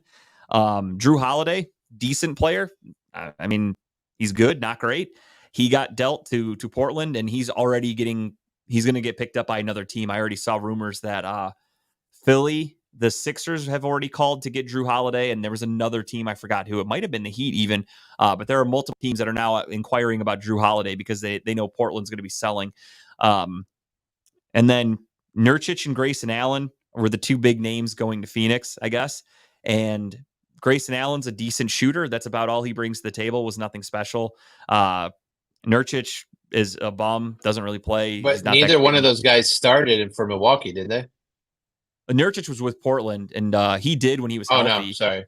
And Grayson Allen, I think at one point might have been a starter for Milwaukee, or he might have been like their 6th man. But that's the thing that's crazy is they didn't lose any of their starting rotation.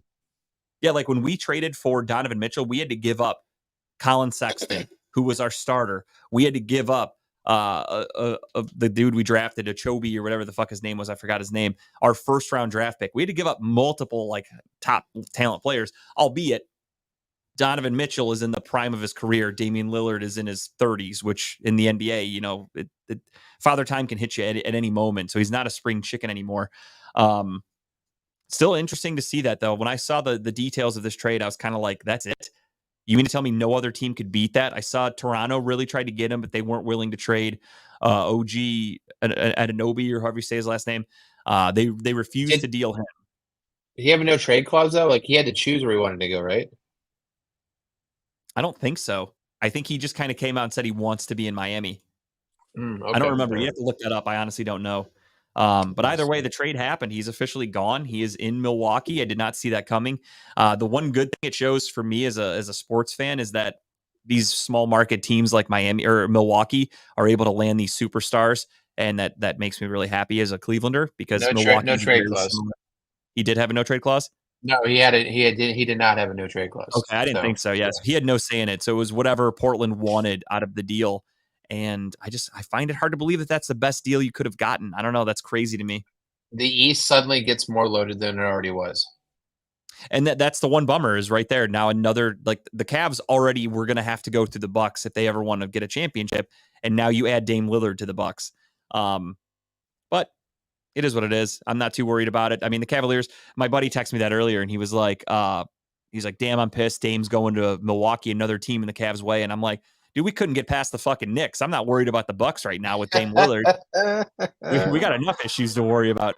So we'll see how it all plays out. I expect the Cavs to be a good team. I do like the acquisitions they've made this offseason, but we'll see it all play out and shape out on the court. Earlier, I did mention that I will be on Loud and Local this Sunday from 7:30 to 9:30 here live at Redline Radio Studio 1. Also at Studio 1 here, you got Steel City running late from 10 to 12. Not sure who's going to be on it this week. Tune in and find out from 10 to 12 this Sunday morning. They will be shoving long, skinny, brown objects in their mouth on air. I'm sure that'll be a sight to behold. Tuesdays, you got Tim Buck Tuesdays, my boy Tim Buck 2. He had a full house yesterday. You had like what, 4 or 5 guests on, I think, yesterday? 4. 4? Yeah. Another little packed house for Tim Buck 2. Live on location with Gary Wenner from 6 to 10 and Broad Street South from 8 to 9. Wednesdays, of course, you've got Talking About Balls from 7 to 9, the boys. Maybe one day we'll all be back in studio together, but that day is not today. You never know with us. We're wild cards. On Thursdays, you've got that guy Dub. He checked in earlier today. Shout out to Dub. 3 to 4. Always doing good interviews. You never know who he's going to have on the show either. I haven't seen his post this week for who's going to have on, so I can't promote it. But check it out from 3 to 4. You know he's going to have somebody good, somebody interesting all over the spectrum. That's what I love about Dub's interviews. Also on Thursday nights, 7 to 8, you've got the Lex Vegas show. Lex was live last week from Quaker Steak and Lube. Did a great show. He had Davis as guest / co-host, so wasn't too bad. You got Broad Street South from 8 to 9. And then on Saturdays, you've got Unscripted from 10 to 12 in the morning with Dave, and who knows who the fuck Dave's going to have with him. Might not even be Dave. Sometimes it's Chipper and Adam. You honestly never know. Tune in to find out. TMI from 5 to 8, that 3-hour show. I still can't get over that. 3 hours is a long fucking time, but takes stamina. It takes endurance. I definitely know we could do 3 hours pretty easily if we wanted to. I don't want to, though. I want that on the record. But we could do 3 hours. Yeah, I know you don't. Comedy and Cocktails with Jen from 8:30 to 9:30, rounding out. I'm actually on this episode. Of Comedy and Cocktails? Yeah. Are you really? Hell yeah. Is it live or is it recorded? Recorded. Oh, it is? Okay. Hell yeah. Check that out on Saturday night. You got Timbuktu, 8:30 to 9:30 on Comedy and Cocktails with Jen. You don't want to miss that. So that's your show schedule here at Redline Radio. Check it out. Did you do that from memory or did you go off the board? I went off the board with that one because I wanted to make sure I did it properly, if that makes sense. I didn't hear any beeps or anything. It's weird. Okay. Nor will you moving forward. At any rate. What's that? Nothing. I was going to say something, but we'll move on. We're good. We're being mature this week, everybody. Yeah. We are the mature adults here and Talking About Balls. That's all we ever act, and we promote that kind of We're not only the best show at Redline Radio. We're not only the outlaws at Redline Radio. We're also the most mature at Redline Radio. We're just the everything at Redline Radio. We mean a lot to Redline, and Redline means a lot to us. That's why we're here. That's why we're being responsible, mature adults. You know, we're having a moment right now. It's a love fest. Put a rainbow over the more you know. Little hashtag there. I think I need "Can You Feel the Love Tonight" from Elton John. Just playing in the background. That's a good one. That's a good song. We're giving the love. We're lovey people here today with Talking About Balls. One thing I don't love is Kyle gained a game in picks, and Tim unfortunately fell back a couple. But it's a long season. So Kyle, you couldn't hear me before we started the show. We were playing the ad. I had a thought.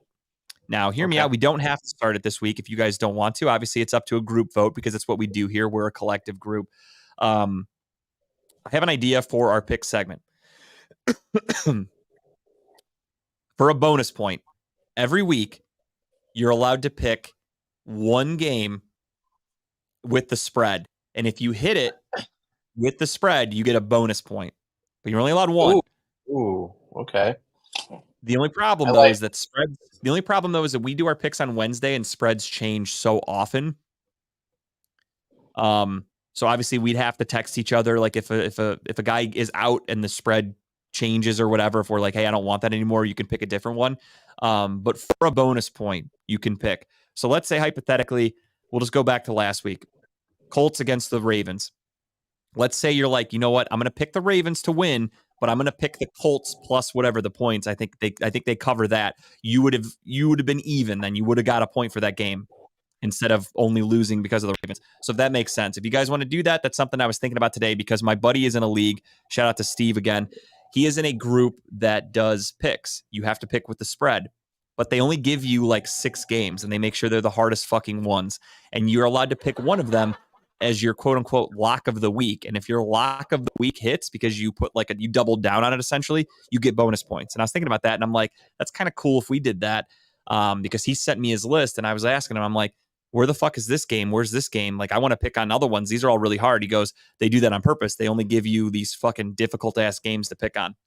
But one of the ones he showed me kind of had me intrigued. And I was like, if it were me, I would pick that one as my lock. I don't know why. I just have a good feeling this week. So I have one ready if you guys are interested in doing it. I'm all ears. So totally up to you guys. If you guys want to do this, I'll Oh, tell you which. I already have Yeah. my team picked. If we're doing it this way, I already have mine selected. So Tim, if you want to go on, I think you could even do it just from ESPN.com. If you look up the upcoming schedule, it should show the spreads next to the games. Or if you just want to Google like NFL spreads this week, if you want to pick your game, if Kyle, you have one, and I think I have one, so we will do that and we'll give it a shot for bonus points. Bonus. So I'll tell you mine when we get to the game. Do Obviously, you want to guys do can it all the now, or same. do you want to do it? Yeah, okay, yeah. That's what I'm saying. When we get to the game, we'll just say I'm going to pick this, and also I'm going to pick this as my pick. So when I wrote it down, I can put a note next to it with the score, so it'll be easier for me to keep track of. So we'll do that going forward. So now, with that being said, we are in week 4, and as you guys can see the scoreboard there, it is JG 32-16, Kyle 30-18, Tim Buck 2 is 27-21. Unfortunately, early in the year, you could make those 3 games back with fucking ease, and now you have another way to make some games back, and that is with a little bit of a spread. So, without further ado, let's get in to our week 4 picks. Thursday night football, you've got a battle in the NFC North. You've got the Green Bay Packers hosting the Detroit Lions on Thursday Night Football on Amazon Prime. I will let the boy at home with syphilis, with COVID, with herpes, with gonorrhea, with everything in the book start us off. Who are you taking, Kyle? Give me the Detroit Lions. I don't trust Green Bay. I don't know what team they are, but the Lions, they're at home? No, they're away. That doesn't matter. Away. Give me the Lions. Give me a Lions. Yeah, that's kind of how I feel about it too. I look at it as the last time the Lions were in Green Bay, they were taking on a much better Green Bay team that had Aaron Rodgers at quarterback, and they still found a way to win. Now they're going up against Jordan Love, who, don't get me wrong, the Packers are 2-1. They won last weekend, but had to come back and beat Jameis Winston after Derek Carr got hurt. I think the Lions are a much better team than the Saints, and obviously it's any given Sunday, so you never know what's going to happen. But I also think the Lions are just a better team. So I'm going with Detroit. I picked them to win the division. I picked Dan Campbell to win Coach of the Year. All of those things can't happen if I pick them to lose games. So I got to pick them to win. Tim? And we got a clean sweep of Detroit. That didn't go well for us last week when we had clean sweeps. Most of those games lost. So maybe that's not a good sign. But we'll see what happens. On Sunday morning, I am so fucking excited for this. This is the Toy Story game, Jacksonville Jaguars and the Falcons in London. And if you have Disney Plus, if you want to wake up at 9 a.m., turn it on. They are going to have the players animated as Toy Story characters playing this game of football. I truthfully cannot fucking wait. I will be watching it so intensely. I am very excited for this game. But with that being said, give me the Jags to right the ship here a little bit. The Jags struggled last week and lost to the Houston Texans, but I think they get better here against the Falcons because the Falcons kind of snapped into reality last week. So give me the Jags. Yeah, give me the Jacksonville here. This should be a pretty easy win for them, I think. But I'm going to watch the Toy Story. I see the wheels turning in Tim's head right now. I don't think he knows who he wants to pick. Oh, he does? No. Okay. I couldn't tell if he was thinking. Just trying to think of the sound. Okay, I like it. Ooh, a sexy little panther there, but it's a jaguar. I love it. I don't actually know what either of those sound like. It actually sounded like Tim farted through my speakers, so it's okay. We'll let it go. Was that what you heard? That was real. They actually did fart. I didn't know if you could catch good. that. I didn't want to out him like that, but Kyle didn't mind. Next up, we've got the Dolphins in Buffalo, a battle of the AFC East. The Buffalo Bills are looking to even things out in the division because Miami looks like a team that cannot be stopped. There he is. Steve, what's up, dude? I was just talking about your picks that I was trying to help you with a little bit. And as I texted Steve earlier today, my pick, and for our new thing going forward, again, guys, we are going to pick one game a week with the spread. And if you get the spread right, you get a point. I am not only taking the Dolphins outright, I am taking the Dolphins plus 2.5. This is my pick of the week. That was one that I thought about taking as my pick of the week, but that's a good pick. I just look at it as the Dolphins are obviously 3-0. They're undefeated. They look unstoppable. Do I think that's going to continue? No, I don't think they're going undefeated for the season. Buffalo's defense is actually second best in the NFL depending on what kind of variables you look at. Their defense is very good. Don't let that week 1 loss to the Jets fool you. However, I just think Miami is riding high right now. The weather's good. I think they'll slow down as everything starts to kind of catch up to them. But right now, I think they're unstoppable. And that 2.5, seeing them as an underdog, I don't know why. I'm just going with it. So give me the Dolphins plus 2.5 and winning the game outright. So doubling down. I like that. So we don't have to double down on our pick of the week, though, right? I could pick another team. No, again, you could take spread. Yeah. Okay.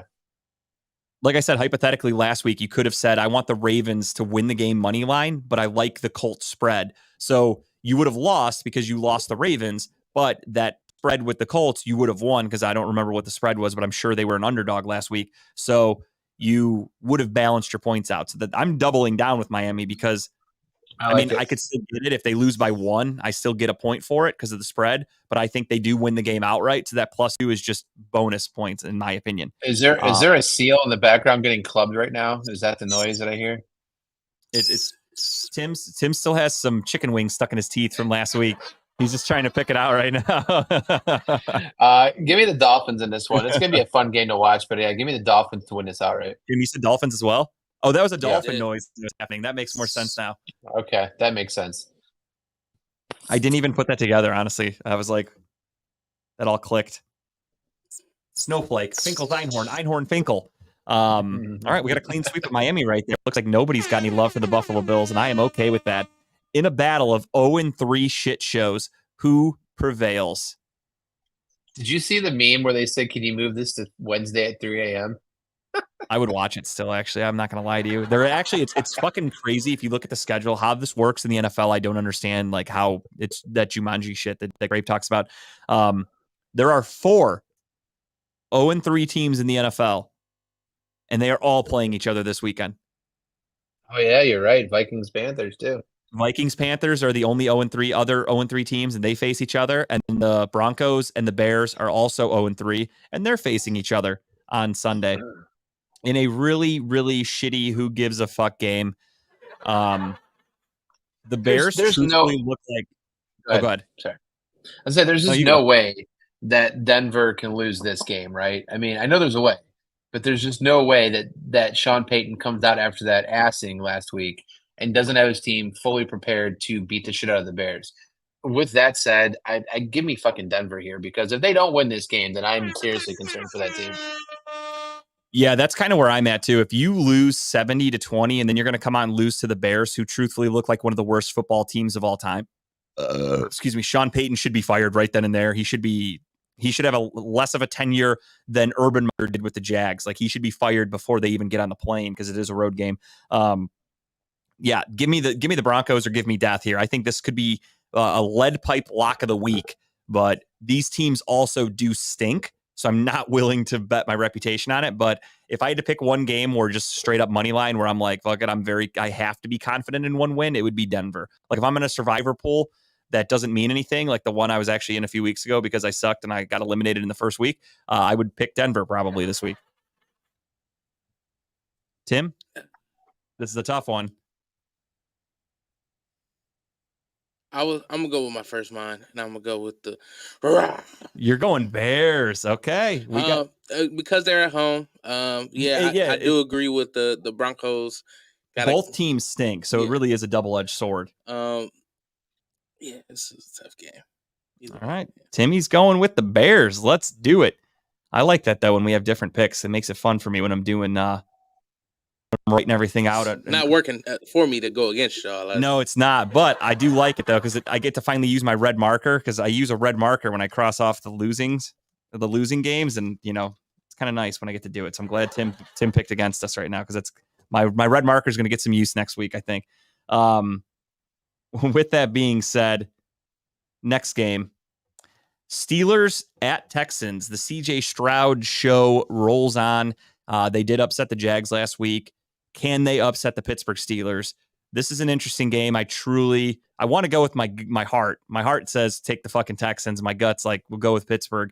But I also feel like I do have a bit of a curse in me to where if I just pick Pittsburgh every week, then maybe I'll curse them. So I might just have to try that. I'm going to start with this week. Give me the Steelers. I don't want to do it. I'm doubling down here. Give me the Texans and give me the Texans plus the 2.5. All right, we got Kyle's spread points right there. So he thinks they're going to win the game outright and 2.5. And Steve said he's rolling with the Colts minus 1.5 at home.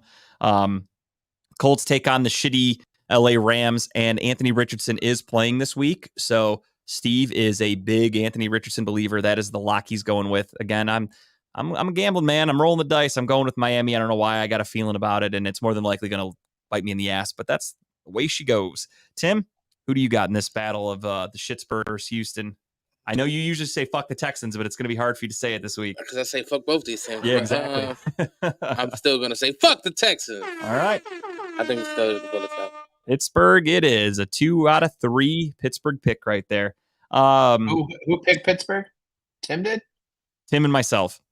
Oh, you boys. Come on. Again, I'm doing it strictly only hoping that I curse them. I'm Okay, willing to all right. lose a point there if they lose the game. I'm okay with it. Next up, 0-3, Vikings and Panthers. I'll just make this one quick. Even with Bryce Young back, I don't think that makes them any better. Does anybody want the Vikings here? Yeah, everybody wants the Vikings here, I thought. Or I meant, does anybody want the Panthers here is what I meant to say, and then you would all say no. Good call. I was looking ahead. Yes, I want the Vikings here. All right, we all want the Vikings. This was going to be the one that if it was allowed with Steve's thing, I was going to tell him to pick this game, but they don't have it. You got to go Skull. I'm trying to do Skull. Fuck it. Skull. That's what they yell. I don't know what the fuck it means. Some like weird Viking shit, Nordic stuff. I don't know anything about it. But yeah, I was going to tell Steve, like, this would be the one I would take. I would take Minnesota -4. But what can you do? Yeah, I think Minnesota boat races Carolina, but I do too. Bryce Young stinks, and not if they had Andy Dalton playing, I would think that the Panthers could kind of keep it close. But now that I know Andy Dalton is not playing, I'm like, well, fuck it. Bryce Young stinks. I mean, he looks so overmatched. He looks so little. I don't know how they're going to win games with that guy. He's so fucking tiny. I don't see his career lasting that long, unfortunately. I mean, it was week 3 of his career, and he already missed a game for an injury. Anthony Richardson did the same thing with a concussion. Concussions can happen to anybody, but Bryce Young's just getting banged up because he's so little. So not good. Not good at all. Next up, we've got the Rams. Speaking of the Rams and the Colts taking on Anthony Richardson, who is back out of concussion protocol. The Colts are a weird team. It's even. Even Vegas doesn't know what the fuck to do here. According to ESPN, Steve's got it at -1.5 Colts, but I got even here for on the ESPN app. It's 1.5 in all the betting apps right now. I just looked it up. Yeah, it's a weird game. You saw the Rams on Monday Night Football go to Cincinnati and they struggled.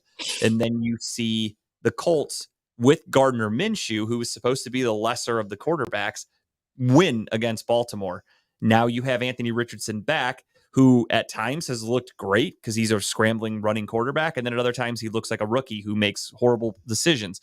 So I don't know what to make of either of these two teams. So even is very fucking fair, if I'm being honest. This is a tough one. So with that being said, I do not want to start it off. Either of you two, if you guys want to take helm. Exactly. I don't even know what to think here. Can I pass? Is that allowed? Yeah. Give me the Colts. Actually, you know what? I got to stick to my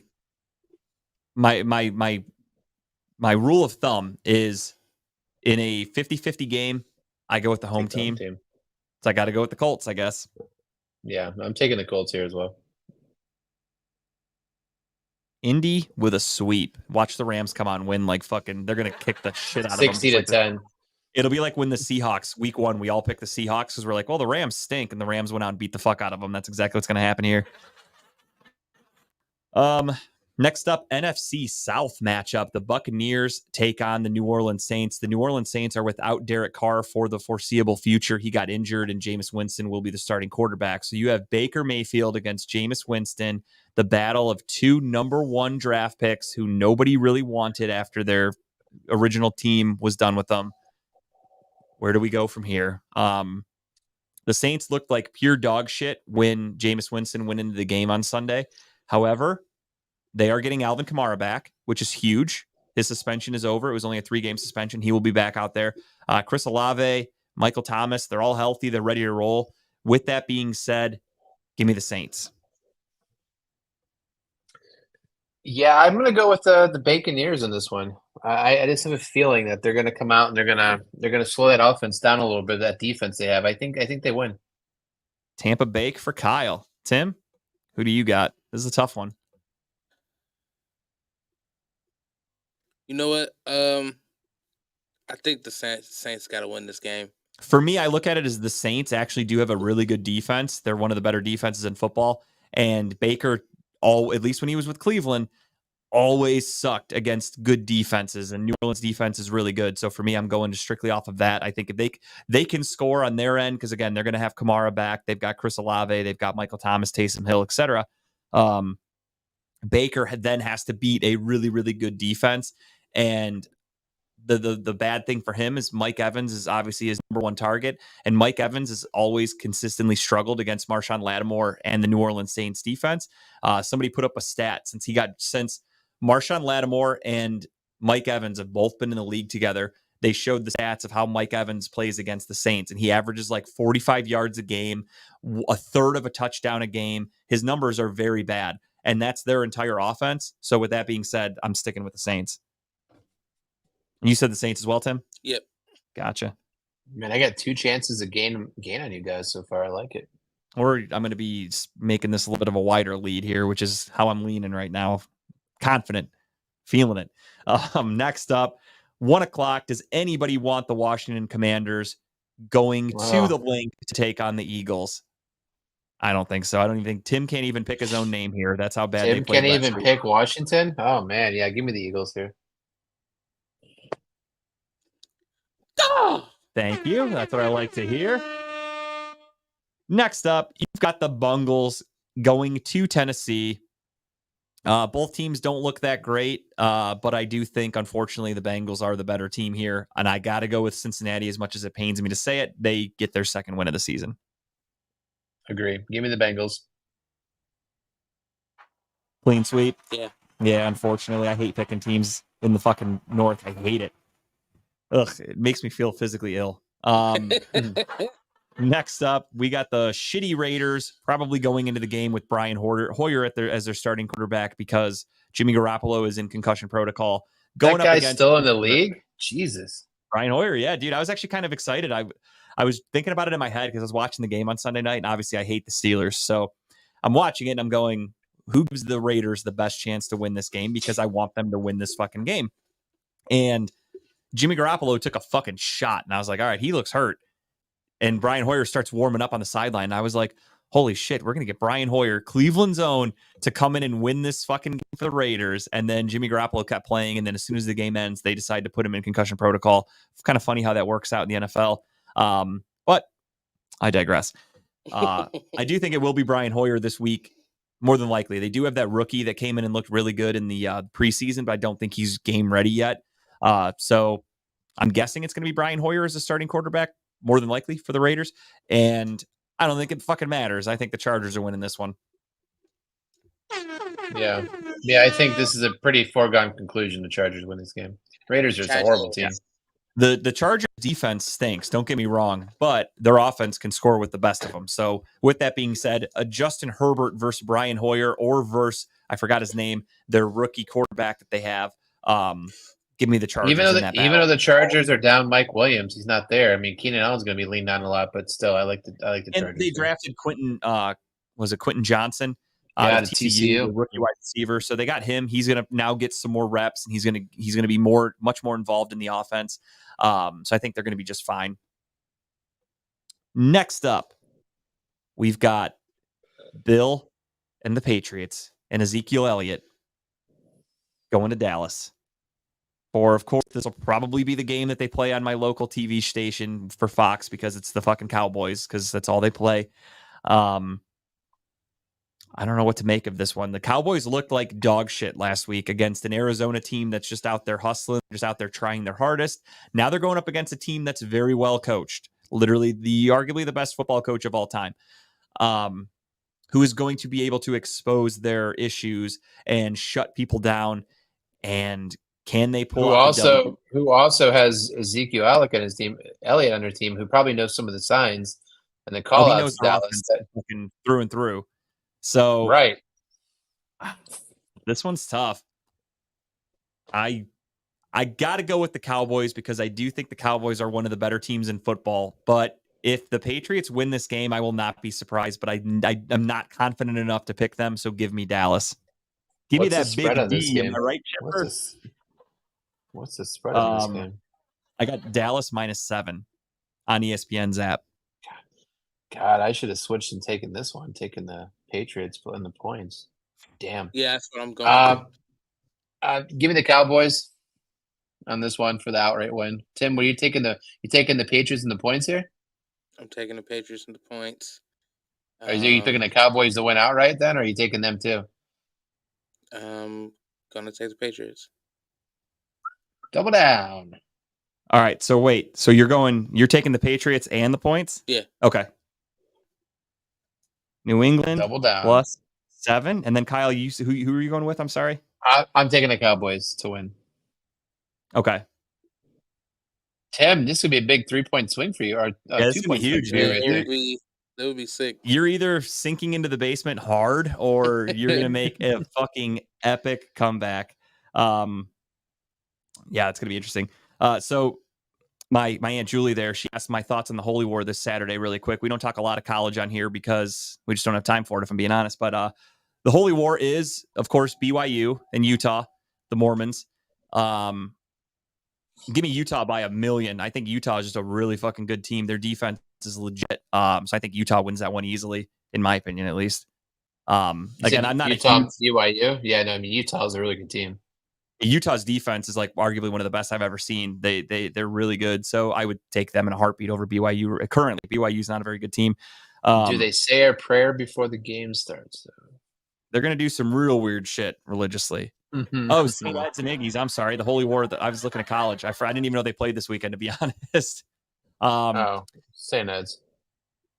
Yeah, I think St. Ed's is still really good, right? I don't really follow high school football that much, to be honest, but I think they're still pretty good. It's creepy to me to follow high school football as like an older man. They did, huh? Tito's last home game. Tito gets the W. Congratulations to Tito. We already gave him this beautiful send-off. And yeah, my apologies. I was looking at the Utah BYU. That's the Holy War that I knew. I didn't even realize that Eds and St. Ignatius play this weekend. Yeah, probably I would go with Eds. I honestly, I don't really know. I don't follow a lot of high school football. That's I won't say it. I had a joke. I'm not going to say it. I'm a bigger man. Bigger man. Mm-hmm. Proud of you. Thank you. Thank you. Especially when it involves children. You don't cross certain lines. All right. Yeah, probably shouldn't. We're already banned half the time anyway, so it's all right. Exactly. I got to be smart here. Niners Cardinals. Does anybody want the Cardinals? I know they upset. The Cowboys last week, but the Niners are a different animal. I think we're all going to go clean sweep San Francisco here, huh? I think you know how I feel about. Did you see the spread for that one, by the way? I didn't. 14, right? 14, dude. I should have took that one. Yeah, you know you're degenerate if you're looking at spreads for gambling for high school, because that's a real thing that people do, and that's fucking bananas. Man, I'll get there one day. I'm a degenerate, but I'm not that bad yet. Things are going to change. All right, yeah. So give me San Francisco. Give everybody San Francisco, I should say. But yeah, that's a huge spread, 14 points. The only issue though is I think that there's a good chance that the fucking Niners will win by more than 14. So I'm not confident in touching that one at all. Sunday Night Football, you've got Taylor Swift and the Kansas City Chiefs taking on the New York Jets in New York. The NFL is fucking pissed that Aaron Rodgers cannot be at this game because Aaron Rodgers is a Swiftie. If you had Taylor Swift in the crowd with the Kansas City Chiefs and Aaron Rodgers, I think the NFL's head would fucking explode. The NFL is not a person, it's an entity, but everyone in the NFL would fucking explode. Roger Goodell, first and foremost. They're going to fly her out to this game. You know they're going to put her in those stands. She will be shown. This is going to be like betting on the Super Bowl for a prop bet. It'll be how many times is Taylor Swift shown during the game. And I think if you set the over-under at like 3, I'm banging the over on that, banging it. But I'd have to look that up if that's a Banging. prop. I'm banging. I'd like to bang something with Taylor Swift, if I'm being honest. I think she's good looking. She gets a lot of heat from people. I think she's a good looking woman. Agree. I'd like her to write a song about me one day, if you know what I mean. Chiefs and Jets. Anybody want the Jets? No. Yeah, Not I didn't at think all. so. Give me the Chiefs. Kansas City. Cleveland Heights is finest. Travis Kelce is going to get a nice little win, and then he's going to go bang Go get Taylor another Swift. win. Go get another win. Already confirmed she'll be there. Oh yeah, she'll definitely be there. The NFL needs her there because of the lack of Aaron Rodgers. Truthfully, they need a storyline for this game other than watching Zach Wilson get the shit kicked out of him for 3 hours. So being able to see Taylor Swift and Donna Kelce together, I'm all for it. Another week of memes and videos of those two staring at each other. Can't wait. It's gonna be great.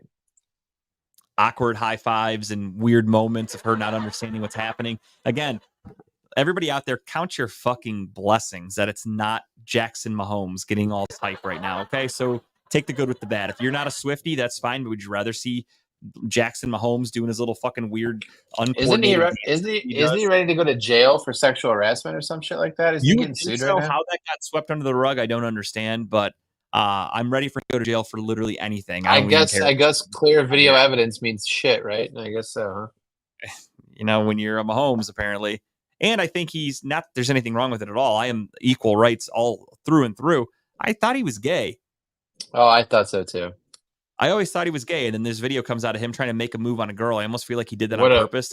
What a beard move that was. Yeah. That's why I feel like there was and this is all pure conspiracy. I'm going down into conspiracy Carl's bunker right now. Oh, yes. But my conspiracy is that his people, because Jackson Mahomes has a fucking agent or whatever. He has a team. I bet they told him, like, you need people to think you're straight because everyone hates you right now, which is wrong. Not the people. Go molest somebody. But I'm sure that all the videos he makes, guys don't want to interact with that. It's hurting his social media cred. So they're like, you got to go act like you like chicks, and maybe guys will start following you if you want to get those numbers up. So they were like, go out there and assault a woman, but she was in on it. So it's not, it's a victimless crime, my guess. They paid her to be in the video. They paid her to he didn't even, I mean, if you've ever seen the video, it really wasn't even that bad, honestly. No. So I think it was just done to get the word out there so everyone could go, oh shit, I thought he was gay. And then now you're like, well, let me look into it. And then he gets more followers, he gets some traction, he gets some clout, and you never hear of this again because the woman was paid to be in this video because it means nothing. It was fake and bullshit. So that's my conspiracy for the week. That's my conspiracy. I'm going with it. I'm sticking with it. Monday Night Football, of course, it wouldn't be Monday or Sunday Night Football without a team from the NFC East. And that is, of course, the New York Giants host the Seattle Shithawks. And Steve's going off. Is he? Would I date Taylor Swift? Guaranteed to be with her forever and reap the benefits. Any stipulation? Would you date Taylor? Guaranteed to be with her forever and reap the benefits. The only stipulation, she gets to peg you once a week. Depends on what I'm getting pegged with. Do I get to pick the size? Because that's no joke money. Like, that's fucking lottery ticket money. So the woman's almost worth $1 billion. I mean, exactly. So that's why, you're speaking my language. It's how much do you value your asshole? I mean, what's the price that you put your asshole at right now? I mean, if it's just her and I in the bedroom, whatever, as long as it's not like going public, like if we're not filming it, people aren't watching me get pegged. And that's really too. Does everyone know? Aside from us in this conversation right now, does everyone know that I'm getting pegged? Like, is it public news? Like, I'm on the cover of like. Me with wooden chair.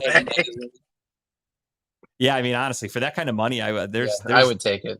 There's a short list of things I wouldn't put up my ass for that kind of money. So, yeah, I would totally do that. And I think eventually she would learn to love me for me and wouldn't need to peg me every week because I feel like I'd be getting pegged for punishment. I don't know how that works in the pegging community. I've never been pegged before. I've never even thought about it. She has such like a good girl persona that she probably like the biggest freak ever behind closed doors. Because eventually I could just look at her and be like, what are you getting out of this? Like, you're not getting any sexual pleasure shoving this thing in my ass. I'm not getting any pleasure out of it. So why are we doing this? And then I think I could talk her out of it. I'm a very, very good, like, I can communicate, and I think I could persuade her to stop doing that. I think I could argue that. I would definitely have to get a few times to like earn the contract, and that is what it is. But I think eventually, I think we could. It didn't have to be 52 times a year. You know what I mean? We could cut that down in half. Even I'd be happy. Every other, maybe just for birthdays and holidays. You know? It's a yes from the Talking About Ball boys, I guess. Huh? Yeah. Yeah, it's definitely a yes, but I am going to negotiate that contract a little bit once I get in there. Back to things getting shoved up asses. Does anybody want the Giants this week? No. Because I think they're going to take it right up the fucking old pooper. I think they stink, and the Seahawks are a much better team, better coach team. Unfortunately, Kyle's favorite head coach, Brian Daboll, is going to be 1-3. So we are all taking Seattle, correct? Yes. We are. All right. Go! There we go. That's the only way I know who's actually getting taken. Shit, speaking of being That's also the noise you make when you get pegged, too, right there. Well, it'd be higher than that. When's the cutoff for buying lottery tickets? I just forgot. There's like a fucking massive jackpot tonight. I got to go buy some tickets. Is it over? I don't remember when it ends. Oh, that's annoying. I completely forgot about that. Well, damn. Looks like I'll be back here next week, boys, because I won't be a billionaire or whatever it is. I think it's 800 million or something like that. That's still up in the air. We don't know. We're on a week to week right now, so that's true. We are on dangerous thin ice. Maybe, hopefully, no one wins the jackpot and it goes again for Friday. Is this a bad time to bring up the water cooler option again, or no? No, I think from what I hear, there's a little bit more room in the studios these days. So I guess we could get a water cooler in here. Addition by subtraction.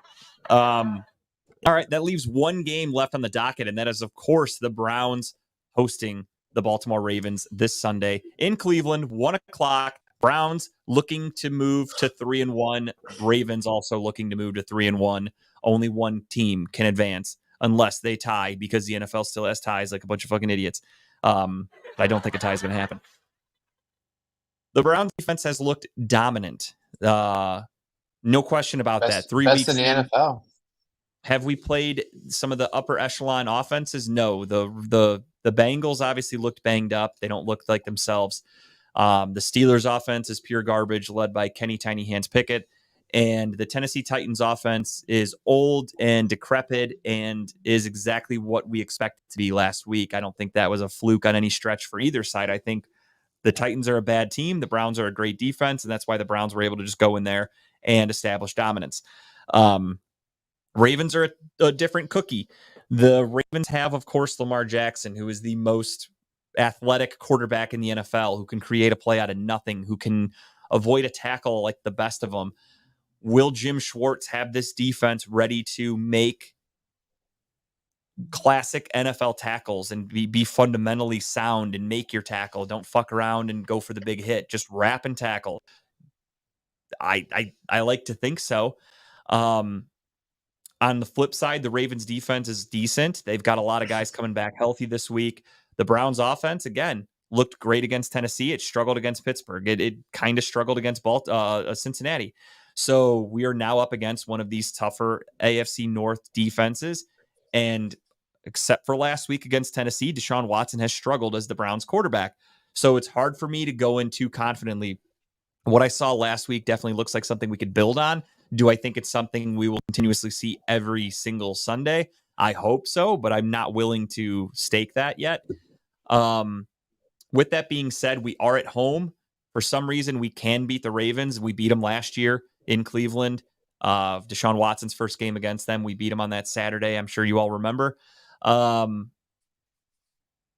Give me the Browns. I do think the Browns can win. I do think our defense is legit. I think our offense is going to be just fine. And the key to this game is create turnovers. That's the one big thing that everyone's talking about for this defense, is as dominant as it is yardage-wise and getting the team off the field on third down. We haven't created that many turnovers. Our only turnovers came against the Steelers in week 2. So the defense can really step their game up and get some turnovers. And I think that's what we need to do against Lamar here. We need a couple sacks, strip sacks, I should say. We need Lamar to fumble. We need to make Lamar make bad decisions throwing. I've always said I don't think Lamar Jackson's that good of a quarterback. He kind of gets bailed out because of his athleticism and because of the extended plays. If we can create tough situations where he needs to throw the ball fast and our defense is in a good position and he's not able to read it, I think we can create a lot of turnovers on Sunday. So yeah, with that being said, give me the Browns. I really do think the Browns are going to win. This isn't a homer pick. This is legit. I think the Browns are a good team. I think this defense is legit. And this is it. Shit or get off the pot. Let's win a game on Sunday, boys.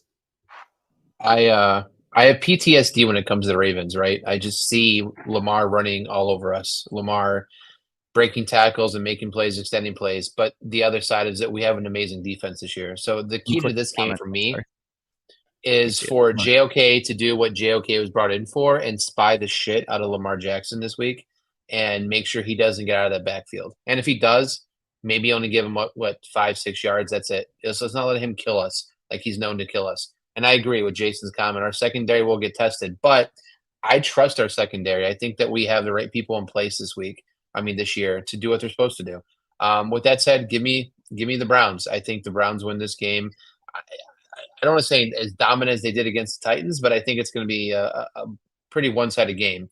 And I'm hopeful, knock on wood, that Watson can continue that offensive growth like he had last week too. Just keep the ball going one direction, not both ways. I'll be happy with that. So can't win them all. I definitely think we will get tested deep a couple times, but the key to that is, of course, the defensive line. If you get to Lamar Jackson fast, don't give him time to set up these deep balls. Don't give him time to extend plays. That's the key to this game. Keep him, I know easier said than done. Every team tries to do it.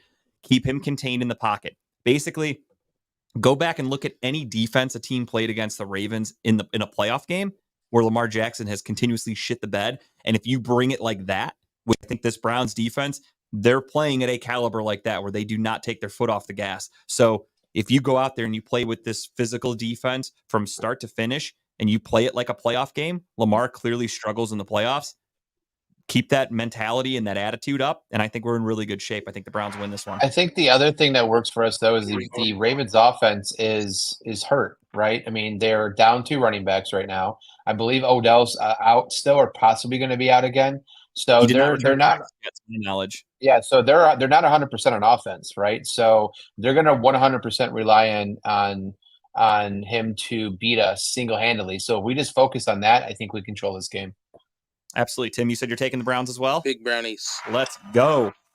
So one thing I wanted to bet on for my bet stamp pick this week, but it wouldn't let me, is I was going to take Myles Garrett to get a sack. I think he's definitely going to get a sack. He usually does against Lamar. So that's one that if you can find that. BetStamp did not have it up yet. For whatever reason, they didn't have a lot of options for Sunday's games yet. I think we're a little too early. But I forgot to mention it earlier. My BetStamp pick this week, if you guys want to roll with me, is which last week I think I took Christian McCaffrey for a touchdown, and that fucking nailed. So if you guys want to keep rolling with me, this train is moving out of the station. My pick this week is for tomorrow night. Let's just have a little fun with it because it's a Thursday night game. I am going Jahmyr Gibbs to get a touchdown against the Green Bay Packers. And you can do that. I believe it is. It's plus 125, which isn't great, but it's still good. I mean, that's positive money. Who doesn't want positive money? And you can get that one from FanDuel, plus 125 on FanDuel. If you don't like FanDuel, DraftKings has it at 120, so it's not that far off. Just the 5. So, but my pick of the week for BetStamp, again, you guys can play along with us at home, and that is at if you use the link. I just fucking had it and I somehow lost it. Signupexpert.com/TBB. That is Tokyo Baloney. I don't know what they actually say.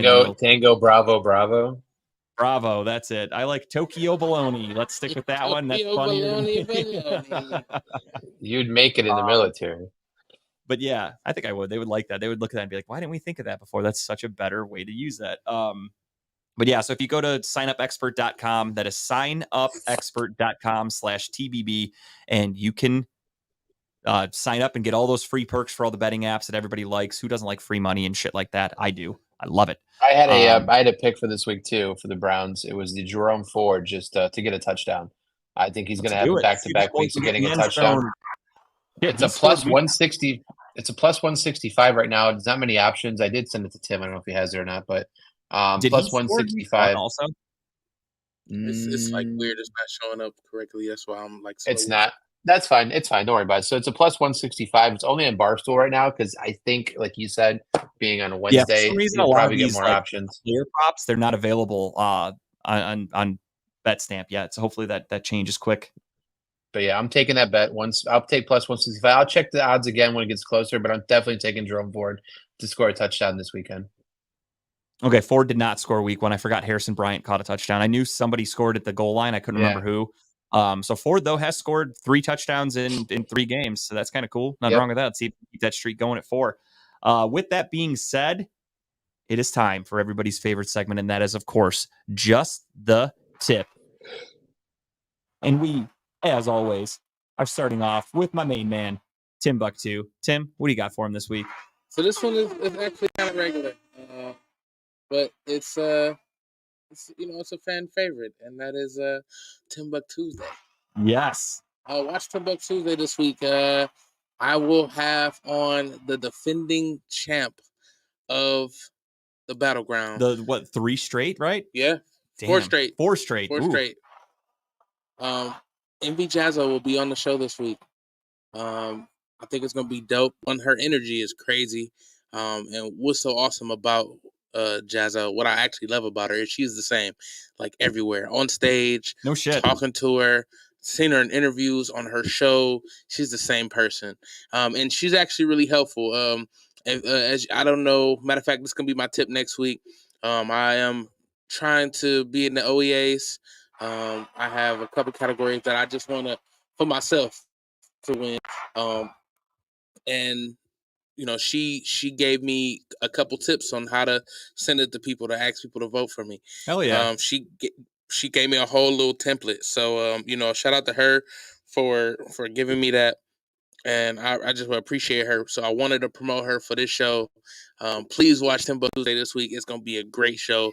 MV Jazzo is amazing. So definitely watch Timbuktu Tuesday. I tell you guys every week, and I mean it. I want you guys to be there with me. You always see me in the comments saying what's up to Tim, checking in.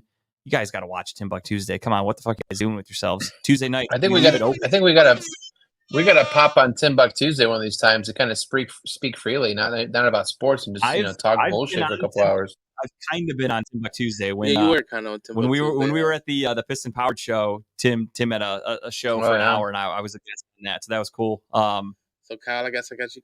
I guess we got to come to actually be in studio and do a show with Tim. That'd be sick. Can y'all do it too? Yeah, that'd be awesome. I don't know. I'd have to check. I think so. Oh shit! Never mind. I can never do it. I had bowl Tuesdays. Never mind. Don't do it. So all right, my we gotta bad. wait till bowling season's over, I guess. All right, there goes that idea. Great idea out the window. Right off. Right. Sorry. All right. Well, yeah, we'll get to check out Timbuktu Tuesday though for sure on Tuesday, and let everybody know that what Kyle's missing. Kyle, what is your tip this week? So I've been watching this today a little bit. Got about 4 episodes into it. Disney, anyone who's a Star Wars fan knows that Disney tends to pump out these Star Wars series one after another, but it's nice to see some of these characters get a show of their own. This one is the infamous Ahsoka, which is she was the apprentice to Anakin Skywalker. For those of you who don't know, Anakin Skywalker went on to be Darth Vader. But she's a big part of the Clone Wars. She's a big part of this, like the Clone Wars animated series that was out, and she's now got her own live action. No, this is an actual live action. Yeah, it's a great show. Is that her? Yeah, it's Rosario. I can peep her from anywhere. I love that woman. I would have never guessed that. Rosario Dawson. Yeah, she's amazing in this show. She made a couple guest appearances last year during The Mandalorian. You're killing me here, guys. Sorry, it was titties. She made a couple appearances in the Mandalorian last year, so they kind of introduced her character. And now it's 7 episodes in. I think next weekend's the finale, but it's been a great show so far. Hopefully it gets a season 2. But it's brought back Anakin's character. That's been a big hit. And the storyline has been amazing so far. So if you're a Star Wars fan, I highly recommend it. Star Wars shows have been hit or miss. I know last year the Boba Fett series, which was to me a big miss. I didn't like it as much as I thought I would, but this for sure is right up there with the Mandalorian. So give it a try. I think you guys like it. It's only be 8 episodes. Next week's the finale, and that's it. Unfortunately, I feel like I'm way too far behind with the Star Wars world to ever catch up, because I haven't seen any of like the last 5 movies they've put out. I've never watched any of the shows. I feel like I am way too far behind to ever try to catch up with that. Get COVID again, and you'll catch up. No, I gotta watch Deadwood, dude. That's fucking 40 hours of Deadwood. That's all I watch. I'm a fan of like the side stories. Okay. Like Force Unleashed.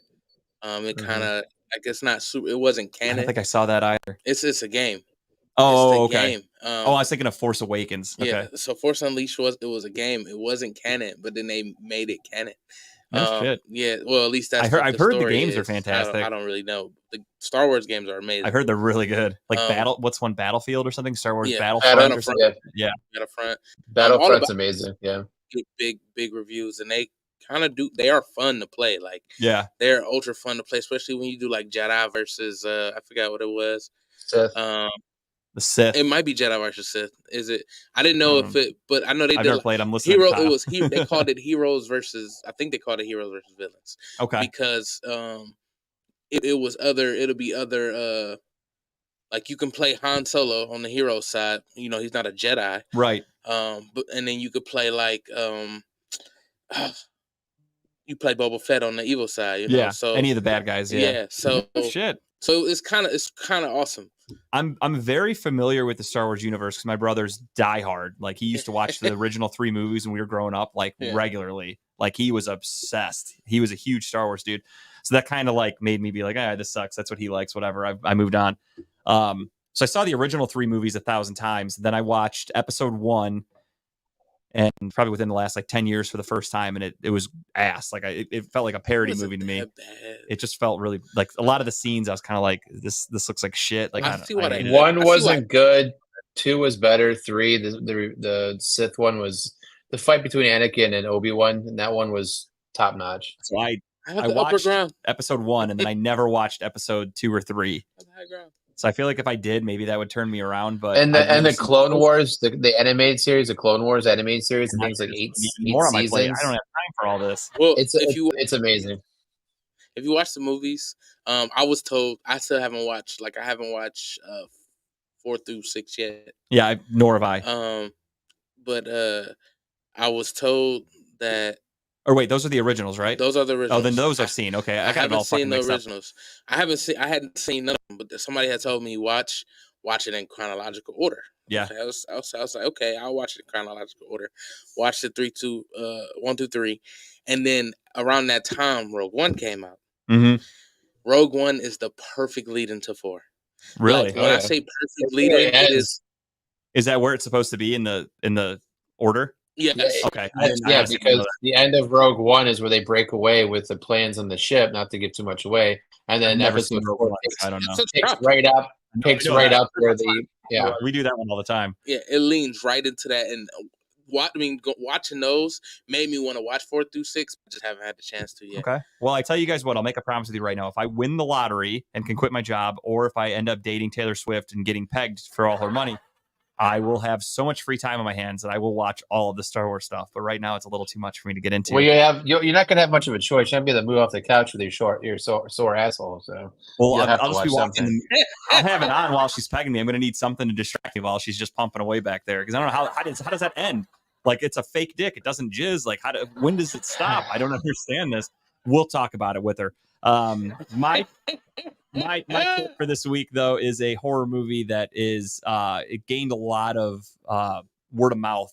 It is from Australia. It is called Talk to Me. It actually was getting a ton of praise. I follow a lot of horror sites and stuff like that. This movie was getting a lot of hype. So I finally was able to find a good copy of it yesterday, and I checked it out last night. And it was good. I really liked it. It did not live up to the hype that it got, to be honest. Is that Janelle Nay? No, that's an Australian girl. I don't know who she is. I don't think it was anybody. I didn't recognize any of the actors in it. Long story short about the movie, though, is there is like a TikTok trend going around where there's this hand that supposedly was cut off from a psychic medium, and they embalmed it, and then they like mummified it, basically. So it's like it's coated, so you don't actually touch the skin of the hand, but it still possesses powers. So you hold onto the hand and you say, "Talk to me." And then you can kind of see like a dead body or whatever, like you see a spirit. And then if you say, "I let you in," the spirit then takes over your body, and you have like 90 seconds it's in you, and everyone around you has to like pull the hand away from you and blow out the candle, and that's how you end the ceremony. And things go awry on one of the experiments, and somebody ends up being in there way too long. And when you're in there for too long, that really lets these spirits in and lets things get all fucked up. They So take then over. they kind of start to, like, everyone's basically haunted at this point from the spirits. I don't want to give much away. It was a cool twist on the movie. It was good though. I really liked it. Again, the hype for it was fucking wild. Like, they made it out like this was going to be the best horror movie in like the last 10 years. It was good, but it wasn't one where I was blown away.